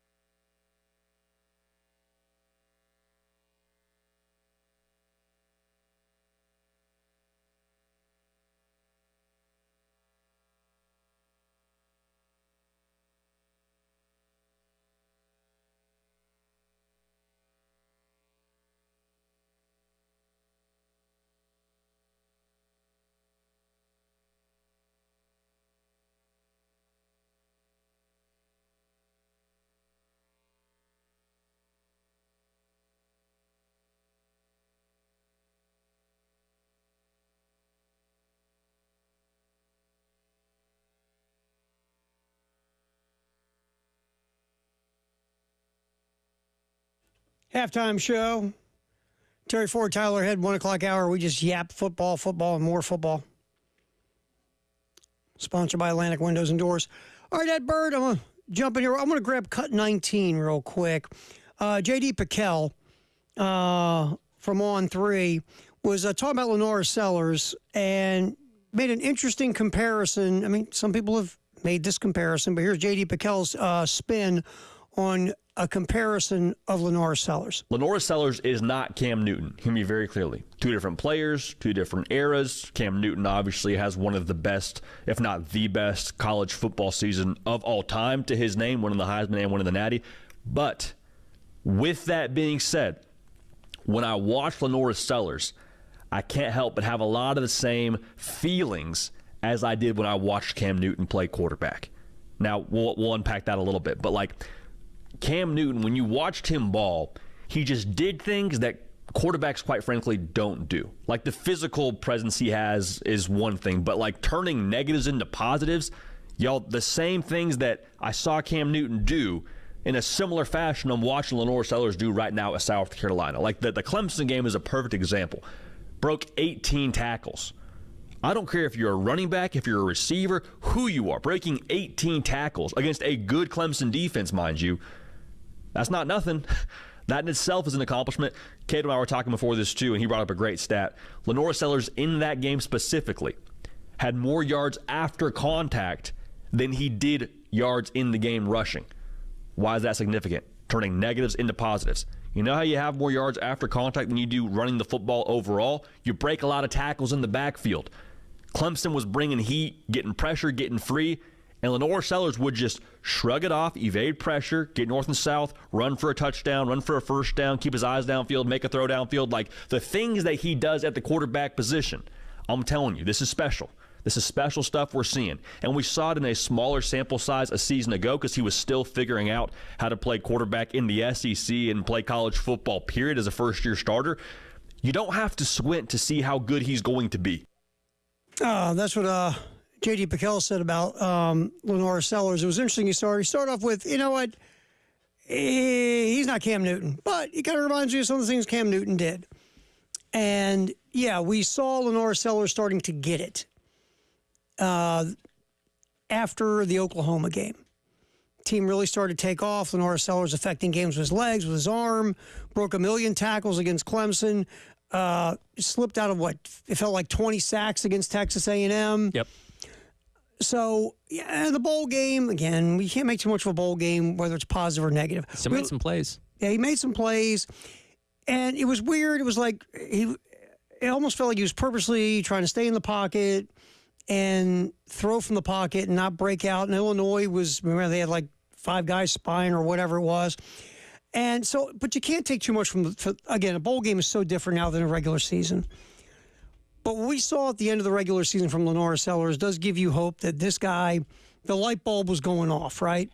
Yeah. No, it was coming on rather. He finally hit his stride in those last 6 games of the regular season, and coincidentally, those are the 6 games that you won that put you in a position to have a 9-win season. It's like, okay, well, there's your end point for your number 2. So you start there for the offseason, and where are you going to be when the game kicks off against Virginia Tech, and where are you going to be by the end of the regular season against Clemson? Can you be 10 steps further down where, I don't know, we're talking about you being, in New York for the Heisman Trophy ceremony, or being talked about as one of the top picks in the draft as far as quarterbacks go? Because, again, he can go out after this year if he has a good enough year. We'll have to see. But what you saw at the back half of the year excites you. And, again, I know Piquel's not saying he is Cam Newton. Some of the characteristics and qualities are there. And again, it takes a lot to replicate what Cam Newton ever did. I'm not saying Lenora Sellers is ever going to do that, but you see elements of that play style and that ability in his game. And, the other part of this factor is Mike Shula is now the offensive coordinator. How is that going to play? I mean, a lot of it is you're Mike Shula. You were there last year. You worked with Lenora Sellers. You saw what plays were the best for him, stuff he's still got to work on. The one thing you don't want to take away, obviously, is that dual threat ability. And again, Lenora Sellers, as he gets more experience, will learn when to take off, when to throw, all the nuances of being a dual threat quarterback. He will learn how to walk that tightrope, right? Yeah. But there is so much physical ability with this guy They just want to make sure, as an offensive coordinator, you're maximizing the talents that could make them special, moving forward. Just hope. Well, and you hope he has a better O-line protecting him this upcoming season, because that was the thing is, the sacks suddenly went down at the end of the year because he was just making more plays and escaping, guys who were in his face in the backfield and all that kind of stuff. So you'd ideally like to say, okay, he's getting better protection. He's going through his reads, and sometimes he was going to cut off and run, or we can do more quarterback design type of runs because the protection is there. But, for what he made up for the lack of what the offensive line was doing was nothing short of amazing this past year. It was crazy. It was crazy. Our Firehouse subtext there. You got one in 20 seconds? Beth Lamar says, went to Village Idiot on Saturday for the baseball game. Thanks for the recommendation, because we, of course, did our show out there on Friday, getting you set. So hopefully had the asparagus pizza and enjoyed it as much as we did. You like that asparagus pizza, didn't you? You can't really taste the asparagus. Like, it's there, but it doesn't. It's not like overpowering. Nice. I told him it was my favorite way of eating asparagus. I will agree with that. If you can smother it in pizza sauce. Yeah, pesto. I'm in. Yeah, it was good. Brian Glenn does some good stuff. Has Brian ever made a bad pizza? No. It's good stuff. Brian Glenn, folks at Village Idiot, thanks for letting us hang out there and bum around on opening day of baseball season. Appreciate that. Thanks for going out and trying the asparagus pizza. If you didn't like it, bring it here. We'll eat it. There you go. All right. What's trending at 2? Coming up, sponsored by Traditions Fine Jewelry and Gamecock Traditions, the halftime show. Ed Bird, Tyler Head, Terry Ford on the game.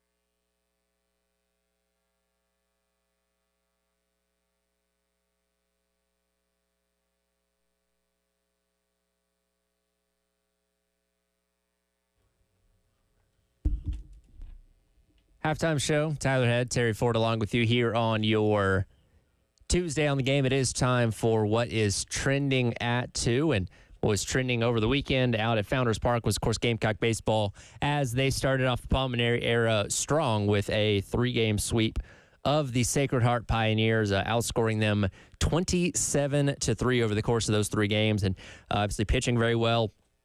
Offense putting up good numbers as the weekend wore along, and still a lot of confidence from people of beating a team like that. Exactly kind of the way that you are, supposed to beat those kind of teams. And now they turn their attention to about 2 hours from now when they go and take on Winthrop up the road in Rock Hill for that game. Pre-game coverage starting here at 3:45. Abbreviated post-game show with Jay and Elijah will lead you right into Derek Scott and Stuart Lake on the call for that one as the Maneri team looks to improve to a 4-0 to start the season. And then right back after that, they'll be in action taking on Queens tomorrow afternoon out at Founders Park, which we'll have some tickets to give away to here in just a little bit as they play 5 games in the first 7 days before taking on Milwaukee this upcoming weekend for series number 2. Oh, and that's our over-under. That's right. Gamecock Traditions is let me read this here, I just got it. The over-under for the week.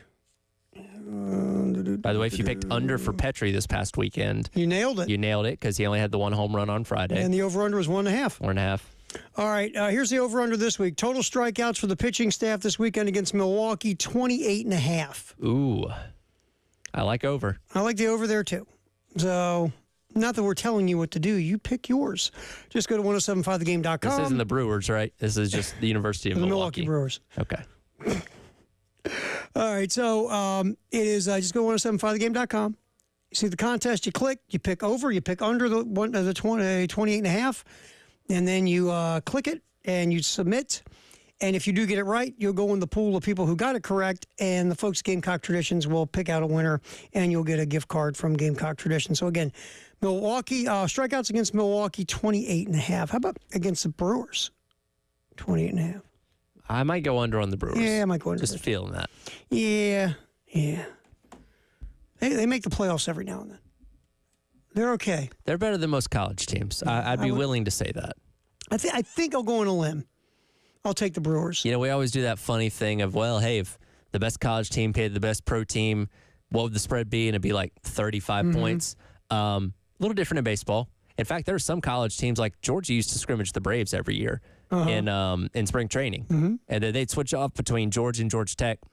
And sometimes, hey, college team would win because baseball's a little bit of a different game. But I would favor the Brewers over the Gamecocks in a 3-game series. Fortunately, they're not playing them this weekend. Yeah, I was going to say, let's take Tennessee won the College World Series, right? Yes. Tennessee Volunteers play the Milwaukee Brewers 10 times. Yeah. Brewers win 7, maybe 8. Yeah. Over under. There's our next. Yeah, I would take that. Ready? Over under 7.5. Because the Tennessee has a good handful of guys. They're going to be pros. You know who all the guys on the Brewers are? They're all pros, They're right? all pros. Yeah, that goes a long way. All 26. That's right. All right, what's trending at 2? Sponsored by Traditions Fine Jewelry and Gamecock Traditions. Obviously, South Carolina baseball. Paul Maneri's first 3-game series successful, a sweep over Sacred Heart. Here's Maneri. The pitching staff was phenomenal. I mean, unreal, the pitching. And we get it. Sacred Heart is not going to be the same kind of offense you're going to see in the SEC. But still, great start for the pitching staff. Here's Paul Maneri, cut 10, Ed, assessing the starting pitching. Yeah, I can't believe Dylan Eskew gave up a run. What's wrong with him, huh? I mean, I couldn't have dreamt what we saw out of those guys this weekend. But to be honest with you, they pitched like that last weekend in our inter-squad scrimmages. Eskew, I think, threw 5 shutout innings, and McCoy pitched against the number 1 lineup and shut him out for 4 1/3 innings. And yeah, who's the other guy? I always forget that guy, Becker. Yeah, he's such a pain in the neck to me. But anyway, he was awesome last week too. So I shouldn't say I'm surprised. I've watched the work that Terry has done with these guys from the day Terry got on campus here, and it's really been magnificent. And I think the kids are responding to him in a tremendous way, and it was certainly a great way to start the season. But we got a lot of challenges ahead of us, so we're not going to get too crazy about our praise. Those guys got to keep them humble and down to earth, and know that they got to keep working. Yeah, I mean, you pitch great, but not to be mean, it was Sacred Heart. It's a good start. Yeah, but still got to get better. And again, I love hearing that from a coach, that on a weekend where you swept the opponent, you shut them out 2 games, could be better. Yeah. Not satisfied. No, You're always chasing something better. because here's a guy that knows what it takes to get to the highest level because Yes. he's been there multiple times. Guess what? If you want to be one of those Final 8 teams, you got to be as close to perfect as possible. Yep. You got to find different ways to win. You got to have a D game when your A, B, and C game doesn't work. You got to find a way to, win when nothing's happening for you like it usually does. And so long way to go, but a good start. Getting 3 wins over Sacred Heart again today, 3:45 against Winthrop. You can hear that game only here on 107.5 The Game in Columbia. 4 o'clock first pitch. All right, things did not go well for the South Carolina women on Sunday against UConn at CLA. Getting boat raced at home is something that doesn't happen to South Carolina. They haven't been beaten like that in almost 20 years, 17 years, I believe it was, 2008? Just they hadn't lost at home period since December of 2020 against NC State. But yeah, that kind of loss, especially at home, doesn't happen under Dawn Staley, which is what made it so. And like if you weren't watching the game, maybe you were out doing something, you checked your phone at halftime, you probably had to like refresh it a couple times. Like, yeah, that can't be right. There's no way they're trailing by that much because, again, outside of going on a monster run in the second half, they probably weren't going to win that game. And they didn't, and they didn't. Now, here's Dawn Staley talking about learning from it and not letting the loss define you. Let's get cut 6 real quick, Edberg. That's the balance. You mean? They know. They're feeling as lowly as I am, as lowly as our coaching staff. They know. I mean, we're not gonna. We let them talk about what took place, and they said all the right things, and wasn't sugarcoating. I mean, we definitely have to get better, and we will. Yeah, I mean, look, this was an NCAA tournament game. Season's not over. Okay, you went out and you played like, and it hasn't happened like that in a long, long time. You just learn from it. You figure out, okay, what we got to do better in our 3 losses? Is there something that's consistently happened? And we talked about this. They've been getting beat in the paint, getting out rebounded, just getting out physical at times, and they've got to get better inside the paint. It just that's the reality of where they're at right now. And transition defense was terrible against UConn. You got to button that up too, because UConn, every time UConn got the rock, they wanted to run. Yeah, all the time. Yeah, and South Carolina only 7 assists on 23 made baskets. And that's not them. That's not them. They move the ball around, they pass, they do well. That's the fewest assists they've had in 3 years in any game. Like, they're really good at passing, moving the ball around. It's something they didn't do well on Sunday. But again, it's not a conference game.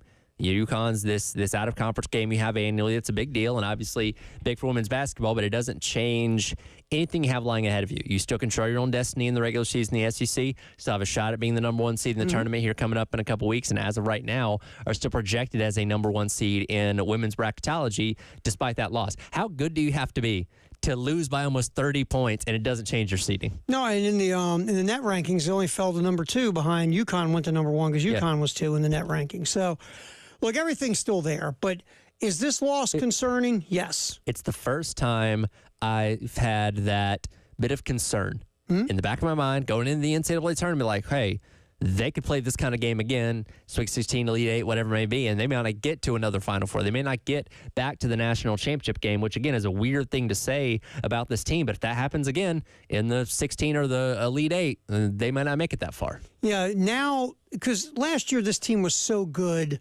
there really wasn't that, look out for a bad matchup, because they could beat you from the perimeter, they could beat you inside with Cardoza, and they had Watkins as the intimidator on defense, and really, that grinder on offense. Yeah. And now you don't have that in the paint. So all of a sudden, unless some things change, and it could, look, things can change, but what we're seeing right now, there are bad matchups now out there for South Carolina in the NCAA tournament. So all of a sudden, you are looking at the bracket and who you're going to meet and how it's going to go. Last year, it didn't matter. You just play anybody. Yeah. Heck, why don't you take the other 3 teams in the Final Four? You guys all get together and come play us. Yeah, we'll still win. And we'll still beat you. This year, now all of a sudden you go, okay, there's a pattern here in these losses. Now matchups could matter moving forward. And look, we've seen this team respond after every loss. And again, You've lost 2 out of the last 3, but against Florida last week, there was no mercy. They beat them senseless, and I kind of fully expect them to do that against Arkansas coming up on Thursday, but that's not the thing that people are really concerned about. How do you play in the after effects of this? It's not just the one-game thing. Okay, still got to get a ranked game against Kentucky coming up here in a couple weeks. How do you play through the SEC tournament where you're going to see, LSU, you're going to see Texas, you're going to see one of these teams all over again that, has the ability to give you trouble or hand you another loss, and the same thing for the NCAA tournament. Does losing right now give you that fire and that motivation and that ability to look yourself in the mirror and correct the mistakes to go on this run to win the national championship? Very well could. They're a talented enough team where if they just tore through every opponent from here until early April and won another national championship, we'd say, yeah, that makes sense. And that loss to UConn really lit the fire under them. But if this, cripples them, and suddenly, we're worried about them playing tight games against teams they have no ability to play tight games against, and again, losing halfway through the tournament or something like that, we could also say, man, the UConn game really screwed them up. Yeah, I mean, how do you react to something that hasn't happened in almost 2 decades? You don't lose games like this in South Carolina, especially at home. Yeah. How do you bounce back? How do you react? I mean, Dawn knows. I mean, Dawn's obviously, she knows what's up. It's not her first rodeo, so to speak, but the players on this team have never experienced this, wearing this uniform. That crowd was like, huh? I mean, everybody was shell-shocked. I mean, so I'm sure the players were like, what is this? There are little kids that don't know that they are allowed to lose at Colonial Life Arena. Yeah. It's like, wait a minute, that can't happen. That's illegal, right? That's against the rules. What's going on here? So how do you bounce back from it? Do you get, you learn from it, move on. Everybody truly now understands here's how we have to be and how to play at a certain level so we don't have this happen again. Or does this loss just suck the confidence out of you to where it takes a bit to get back, or can you get back? It's going to be interesting to watch. If you ask me, I think you got a hell of a head coach, obviously. I think they get back on the right path. Now, do I think they'll win a national championship? I'm not saying that. Heck, right now I'm not saying they'll go to the Final Four.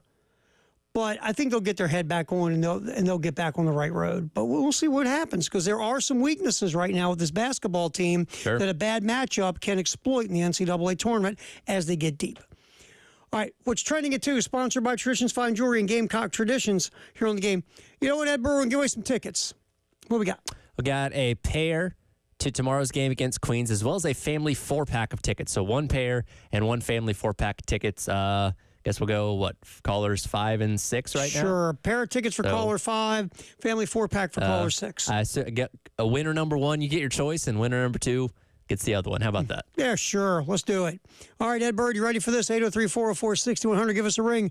You want to go check out some baseball again. Family 4-pack and also a pair of tickets. Yep. So 803-404-6100. Halftime show, Terry Ford, Ed Bird, Tyler Head. We go till 3. More What's Trending at 2, sponsored by Traditions Fine Jewelry. Coming up next here on the game.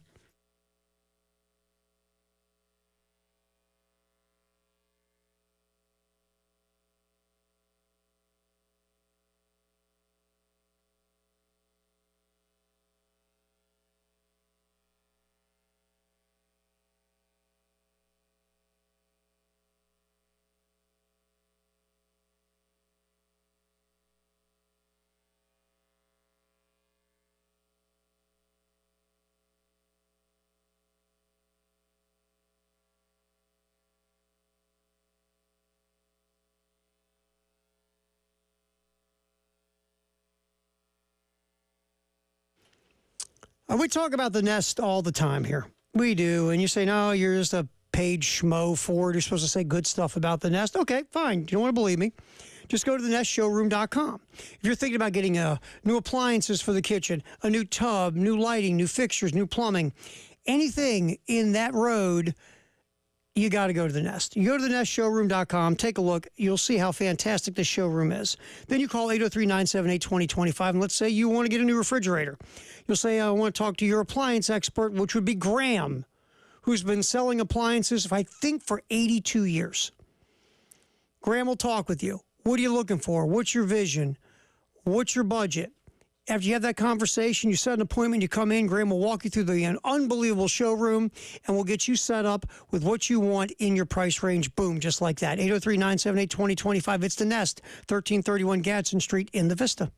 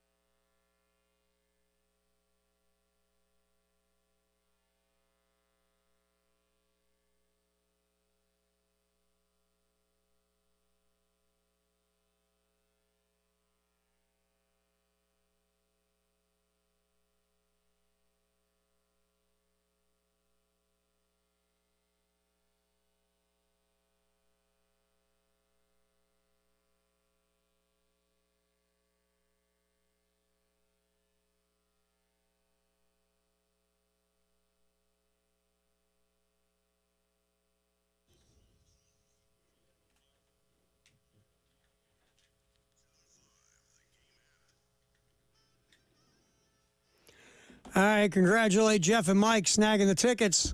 Heck yeah. Family 4-pack and a pair. Watch some Gamecock baseball.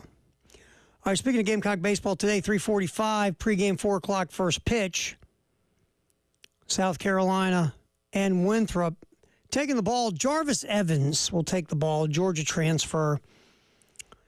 Got a lively arm. Problem is sometimes our boy Jarvis doesn't know where it's going. Yeah.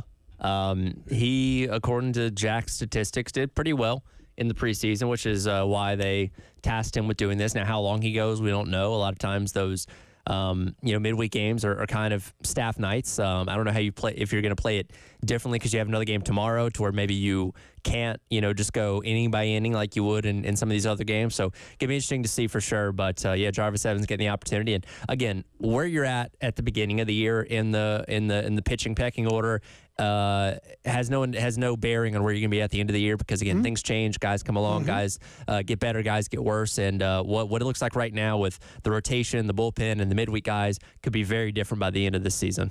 Yeah, so we'll see what happens with Evans. Again, he's got arm talent. He just has to harness the arm talent. Yeah. So That's today, again, 3:45, pre-4 o'clock first pitch, only on 107.5 The Game here in Columbia.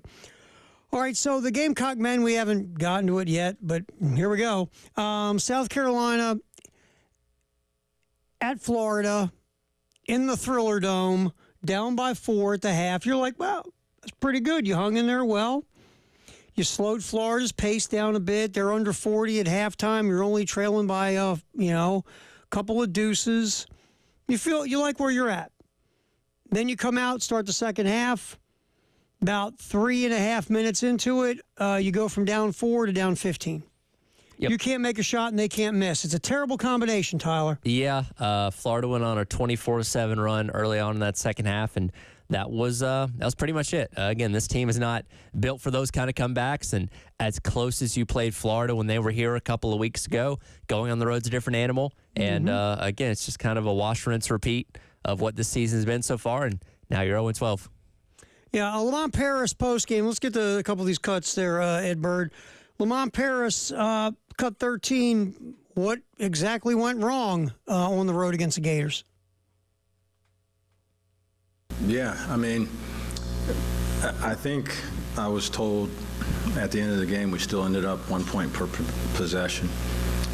So that's how turnovers really kill you. If you're going to score 1 point per possession and you do anything decent defensively, normally you're in the ballpark of winning. Now their numbers second half were gaudy, but yeah, we were getting the ball inside. We were making strong moves. We finished some of them. We got to the free throw line. I think we were maybe 6 for 7, 7 for 8, something like that in the first half from the free throw line. So that was good to us. That was something that we wanted to attack. Was inside, and that sounds funny because they got all those monsters on the inside, but that's also a strength of ours. So we wanted to be true to who we were that way. And then it also generated some shots from the perimeter, smaller volume, but high percentage.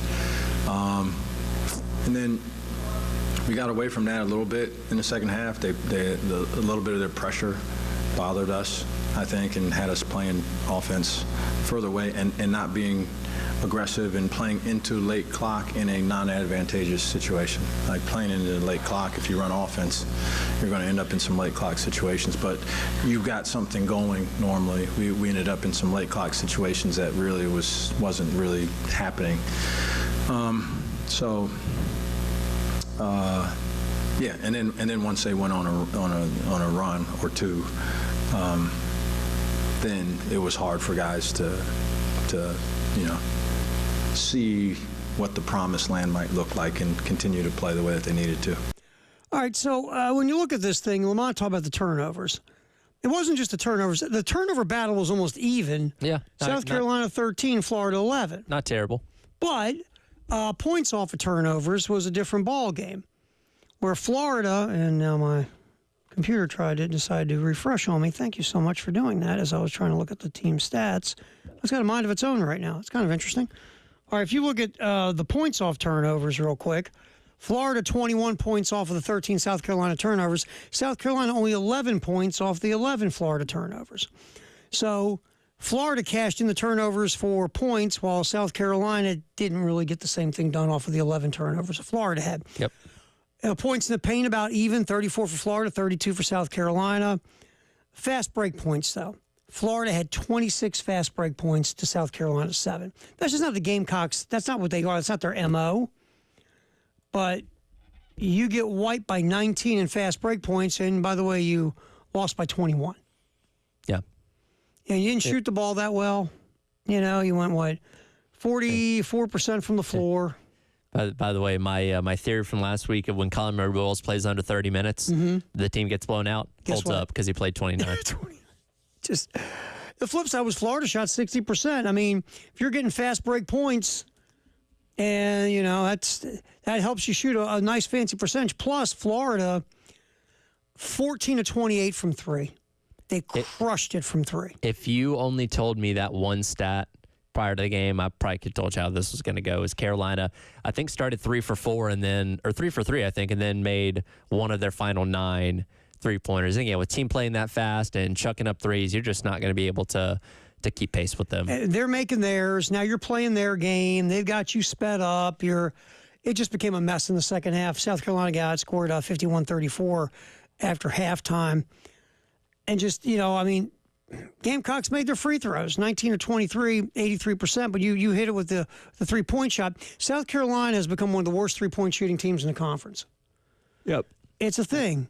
So if you can't make threes and you struggle and then you turn around and the other squad's knocking down 14 out of 28. Yeah. Again, we're kind of running out of things to say about this team because it's been the same just issue week in and week out. And you have what you have. You're not going to suddenly insert somebody in the starting lineup that's going to change anything. You got 6 more conference games, including tonight on the road at LSU, to try and find a win and salvage something of this lost season. You got outscored 42-12 behind the three-point line. Yeah. I'm going to go on a limb here. It's tough to win games like when you have that happen. That's challenging. By the way, of those 13 turnovers, 9 in the first half, which to be only down by 4 points by turning the ball over 9 times. Pretty good. We've seen this team have an egregiously bad stat line somewhere and still make it a competitive game to some degree. So the elements are there. They just can't put together a full 40 minutes. You brought up something interesting that you had read from an LSU site. Yep. So Bo Collins is the let's see here. Excuse me, Shay Dixon. What am I thinking? Bo Collins. That's baseball. Shay Dixon writes for thebengaltiger.com. And again, LSU not doing too well right now. There's a discussion of Matt McMahon's hot seat and what the deal is there as he's having a regression this year at South Carolina. And in this article, he says he spoke to multiple sources around the conference to kind of evaluate where things were from an NIL standpoint. And he says, and he's got the numbers wrong. It should be 15th and 16th, but he writes, LSU's NIL budget ahead of the season ranked 13 out of 14 SEC programs. Again, that should be 15th and 16th, ahead of only South Carolina. He also went on to write, the one team ahead of those two was Oklahoma, who operated with a budget between $2 and $3 million. A lot of teams in the SEC operating in the $5 million budget, those kind of things. So essentially he's saying LSU and South Carolina were at the bottom of the conference. Per his sources, this is one person's writing, but per his sources, both those teams are operating at under $2 million in their NIL budget. So let's go back to before the season. Kevin Miller wrote on GamecockCentral.com, Colin Murray Boyles alone, his NIL evaluation was at $985,000. Let's say he got that. And again, that's speculation. That's an estimate. That doesn't mean that's exactly what he's getting, but let's say he does. If he's eating up half your money, one player, I imagine Cam Scott would get a decent chunk as well, being a 4-star guy, local kid from Lexington and all those kind of things. Then you have essentially nothing to go out there and build the rest of your roster with, which again, this is just one person's sources, but when you look at the results, it backs it up. Well, yeah, I mean, you see where you're going in the portal. Now, even last year, it worked out really well for you with Talon Cooper and B.J. Mack. And Cooper obviously was, a godsend. And Mack, I think he stepped up and played better than I thought he would, jumping from a mid-major into the SEC. But though you hit it with those guys. Yeah. And this year, again, you'll have a whole lot of money to spend. You're looking to find diamonds in the rough, just like last year. And this year it hasn't worked. Look, it's like anything. The more money you have, the more fancy things you can buy, right? Yep. And when you don't have money and you're looking for bargains, sometimes you find a nice shiny bargain, but a lot of times you get what you pay for, unfortunately. I think it's significant, and Donati told this to Jay and Elijah when he was on the show a couple weeks ago. He's like, yeah, I'm meeting with Lamont Paris next week. That was like 2 weeks ago, while the season's still going on, to assess the offseason NIL situation, which I know is different with revenue sharing and all those kind of things, but it's very clear they did not have the resources they needed to compete this year, and they are already, before the season's even over, trying to square it away and say, hey, what do we need to do to make next year better? Because we've talked about it. Year 3 being a bad year, that's not going to push Lamont Paris out. But if you can't get better in year 4, then we have a conversation. Right. Because, again, the guy that hired you is gone. Yes. So you get, this is your mulligan. Say, okay, bad year, didn't have the pieces we needed. Next year's got to be something. Yeah, first of all, you got to be able to get, more help through the NIL, and you can't miss in the portal. Right. You just can't. All right. Today, February 18th, greatest day in the history of the world. We'll talk about it next during the halftime show on The Game.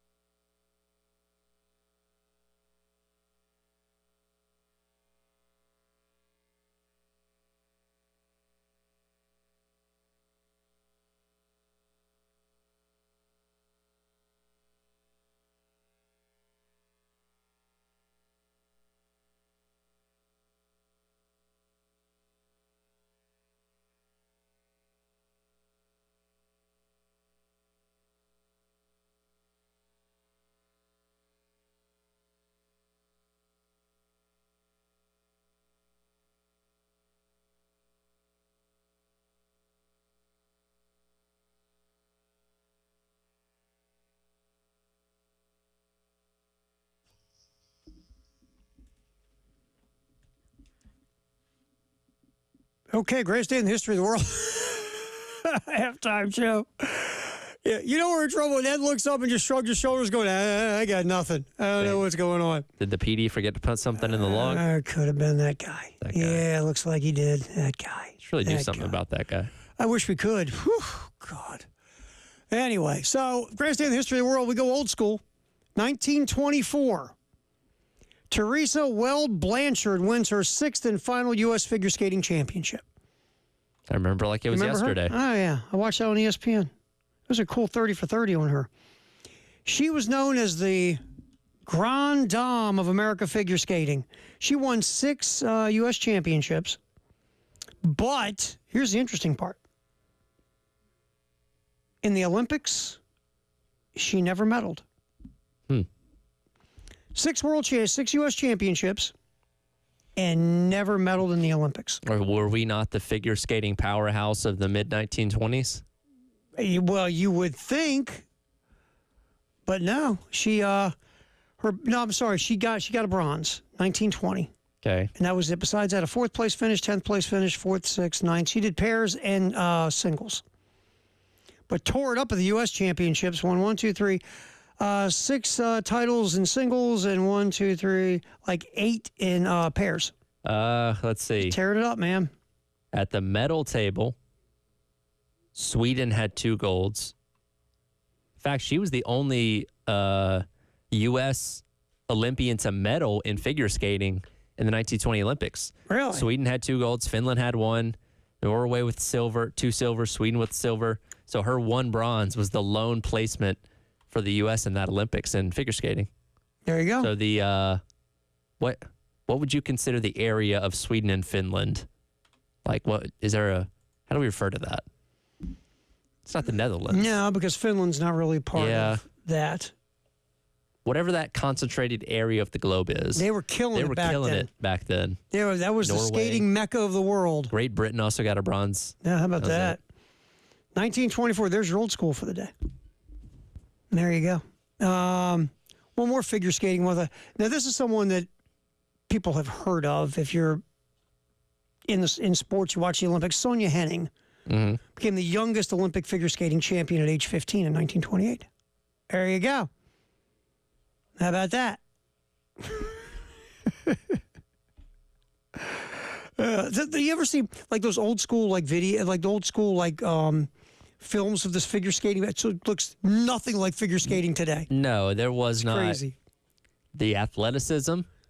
Nobody's doing flips and twists, triples and all sorts of craziness. It was very much, I think, like the grace and elegance of it. Yeah, that's what it was. More important. It was true figure skating. They had figures they had to do, and it was about elegance and grace and like the presentation and what they were doing with the skating and in accordance sometimes to the music. And now everyone's hitting the Flying Lotus. Oh, they're crazy now. Triples and quadruples, and it's nuts. Do you get the Flying Lotus reference? Yes. Blades of Glory. Yeah. Yeah. Probably the greatest figure skating movie of all time. Hard to argue with that. Whatever happened to our boy from Napoleon Dynamite? He did that. He did like Benchwarmers and a couple other movies, but I mean, that was kind of it. I think he just kind of like a normal dude, has a family and stuff now, and just kind of works at the Ace Hardware store. But like, anytime they need Napoleon Dynamite for something, he shows up. I give him props. I mean, I'm sure he's made a lot of money off that film. Did okay. Yeah, I don't think I really would be surprised if you went down to the car wash and he was like trying off cars. By the way, that's one of the movies I could legitimately quote from beginning to end. Napoleon Dynamite? Like, I've seen it enough times. My sister and I quote it constantly. I think I could do the entire movie. That is so funny. Without the audio and be okay. That's hilarious. Yeah. How many times do you think you've seen it? Oh, at least like 100. Like, I used to have this portable DVD player before I had a TV in my room. So like, I would just watch the same movies over and over again as a kid, or like we'd go on a car ride, a trip to the beach or something like that in a car for 6 hours. And guess what? I'm going to watch movies, and Napoleon Dynamite was always in that rotation. Mine, the young Terry Ford, and I probably should have been watching him looking back. I loved Stripes and Animal House. Okay. How young was Terry Ford? He was young. He should have been watching Stripes and Animal House. Let's say that there's a There's a maturity to those movies that, well, I guess I should have been watching. I guess the folks didn't Well, pay too keen of attention You to. know, when the folks are working and you're home by yourself, That's a good point. yeah, you can watch things that they You know what, wouldn't let you watch. The TV is a great babysitter. Oh yeah. My dad wasn't going, boy, you want to watch Animal House with me? That wasn't happening. But when nobody was around, He's like, Tara had the cable. who's been messing with my copy of Animal House? 1972, Randy Smith of the Buffalo Braves, who now are the LA Clippers, played in the first what will be 906 consecutive games, an NBA record. Took 11 years for Smith to hit over 900 consecutive games. Wayne Gretzky had a bad night on this day in 1981. Only scored 5 goals and had 2 assists.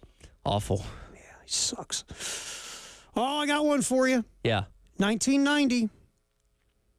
Dale Earnhardt blows a tire with 1 mile left in the Daytona 500. Yep. Who was the guy that won? Derek Cope. Look at you. I remember that. Yeah. Because Derek Cope had no business winning the Daytona 500. Yeah. He only won one other race later that season Yeah. at Dover, and that was his 2 career wins. That was it. Yep. Nobody was more surprised that Derek Cope won the Daytona 500 than Derek Cope. Can I tell you a funny story? Yeah. So in 2020, Derek Cope made his last Cup Series start in the Daytona 500. It was on the 3rd lap of the race. Guess who cut a tire going into turn number 3? Derek Cope. Dale always gets the last Really? laugh. That's hilarious. I'm not kidding. Are That you really serious? happened. That's He got his lick back. wild. 1995, John Stockton becomes the first NBA player to dish out 10,000 assists in a win over the Boston Celtics. Also, greatest day in the history of the world. A lot of Olympic stuff. We're not going to get to all this, but yeah, a lot of Olympic stuff happening on this day. And then this one, not to end on a sad note, you know what happened on this day in 2001? That's when Dale Earnhardt died. I will never forget, I was doing a show for Sporting News, the magazine. I was in Seattle. Mm-hmm. And we had just finished up the show.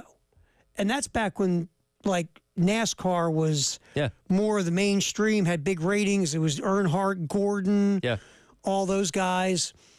And we had just finished up, and we knew that Earnhardt had wrecked. Mm-hmm. But when you saw the wreck, you were like, no big deal. He just hit the wall. Sure. He's Dale Earnhardt Jr. Dale Earnhardt Sr., rather. He's going to get out of that. He'll be fine. Yeah. And then all of a sudden you hear he's not fine. It was eerie, man. Yeah. Because you were stunned that wreck caused it. I saw, she saw like Rusty Wallace flip 35 times through the infield and get out of the car. Yeah. But Dale Earnhardt, because of, the lack of support, which led to the Hans device. Well, and the difference between flipping is that dissipates energy. Yeah. When you hit a wall head on, guess what? You go straight into it. You go straight into it. And so it was like everyone was stunned because, again, that was at the end of the race. Yeah, it was the last lap. And you thought, okay, hit the wall, no big deal. Yeah. And then you find out, oh, God, it was a big deal. That was the first race I consciously remember watching. Really? I was 4 years old. Wow. Yep. 24 years ago. It was, it was a eerie, surreal situation. There's a lot of good documentaries out there on that it really goes in depth on everything there. And again, it's wild that it's been that long. And that was the beginning of the end of NASCAR being what it was for a good period. It was a good period of 10, 15 years. Yeah, so NASCAR was more of a mainstream deal with villains and all this. It was almost like WWE on wheels. Yeah, it slowed down towards the end of the 2000s with the economic downturn and all that kind of stuff. But yeah, 2001, that was when it was at the height of its popularity. Because people, it was either you loved, people who were into racing, either they loved Gordon, hated Earnhardt, loved Earnhardt, hated Gordon. You're talking to the kid that got bullied for being a Gordon kid. Oh, at school growing up. That's not good for you. I endured it, man. Well, the thing, too, I remember the little window stickers. If you were an Earnhardt fan, you were peeing on the Gordon thing. Yep. If you're a Gordon fan, they were peeing on the Earnhardt thing. Yep, that's how it works. It was, and it did. It just really stopped momentum of that sport because he was such a thing. A lot of safety stuff came from it. Well, the Hans device was a huge thing that came out of that because that stabilized the head neck area. It was right? not mandated then. He opted not to wear it because he didn't like it. Then it was mandated afterwards. It was mandated many months later. Okay. Yes. Because that was the thing now because he didn't. I can tell you a lot of stories off of this. You did the deep dive, didn't you? I do. All right. I didn't want to end on a bummer, but hey, we're done. We got to go. All right. Firehouse Subtext, the hour comp 803-404-6100. Also, we'll do the handoff to the postgame show with our buddy Jay Phillips. That's coming up next. Halftime show, Ed Bird, Tyler Head, Terry Ford here on the game.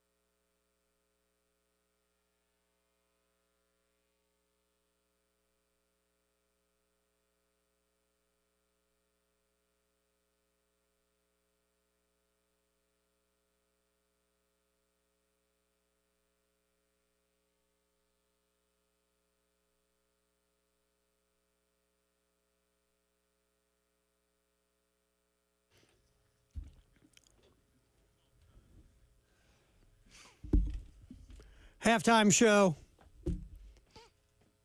Wrapping this baby up, Ed Bird, Tyler Head, See if Jay's mic works. Terry Ford. We're seeing if Jay, you got it there. try Jay, that just one. keep hitting Try that one. buttons till you get on there. Hello? That one? There we There we go. go. It's kind of a fun game. Yeah, We sure. play all the time. It's a microphone roulette. Yeah, it's kind of fun. Jay Phillips is here to hang out with us. You got a Firehouse subtext the hour, 803-404-6100. I do. Tim says, I believe you would refer to the region of Sweden, Finland, etc. as Nordic. He says also Ice Castle has to be the best skating movie. I believe she won the U.S. Nationals and she was blind. Oh, I remember Ice Castles. Remember the themed Ice Castles? So Whatever. Blades of Glory has to move to number 2 then. I remember because a lot of people when I was younger, yeah. and there was a picture. Apparently, I looked exactly like Robbie Benson. Oh, I thought you could look like her. No, like Robbie Benson. And years later, Robbie and his wife taught at Carolina and lived here for a few years. Really? And they became pretty good friends with my grandparents' next door neighbors. But I never actually got to meet him. But the next door neighbor swore up and down every time I saw her that I looked just like Robbie Yeah, Benson. I'm looking at you now. You look like a young Robbie Benson. Thank you, Terry. I appreciate it. Let's go for a comparison here. Take a look. Well, I mean, today I don't know. I don't know what he looks like, but there was actually one picture that was put next to each other, and I was is that like, a young Jay Phillips? I was like, oh, absolutely. which one you got? This one? Is that young Jay Man. Phillips? Yeah, I don't know. There's a little more hair on that one, but there was a picture like he had. I guess like one of the actors do their 8x10. Actors and Bill Gunner had their 8x10 glossies. Oh, is this one? Is this it? There you go. Yeah, There it is. Yeah, Oh, There he is. there he is, the Yeah. young Jay Phillips. That's one of them. Man, Man, I you was like, could have gone to Myrtle Beach and said you were Robbie Benson and totally hooked up. You could have pulled that off. you don't know that I didn't. I worked there for 2 summers, my man. There's all these girls going, I met Robbie Benson at Myrtle Beach. Oh, my God, he's The working. difference is, I think by the time I was in high school working in Myrtle Beach, Robbie would have probably been in like his mid-30s. Hey, details, dude. Details. So You could have been Robbie Benson Jr. Yeah, exactly. Sure. Yes. Little Robbie Benson. All right, so I guess, all right, because of the wonderful, heartwarming story that is Ice Castles, We'll move it to number 1. we will. What's the context here? Blades of Glory. We were talking about. We did the greatest day in the history of the world. Was about some ice skaters who, back in the day, like Sonia Henning in the 20s or whatever. We always do an old school one. The Nordic countries dominated Oh, yeah. the 1920 That figure makes sense. skating Olympics, and I couldn't figure out the word to describe that region. Our guy Tim said Nordic, which makes sense. And Makes sense. I couldn't Yeah. think of it, but yeah. Yeah, and then he Well, brought I mean, I up think ice castles. collectively, Norway, Sweden, Finland, and Denmark are Scandinavia. Is but they- Finland part of Scandinavia? Yeah. For practical purposes, Okay. yes. All right. Because you don't want to say listen. Well, I tell you what, go to Finland and say, hey, would you guys rather me call you Scandinavian or Western Russia, and then see what happens. I think they'll go with A. Just see what happens. How many people invaded Finland? All of them.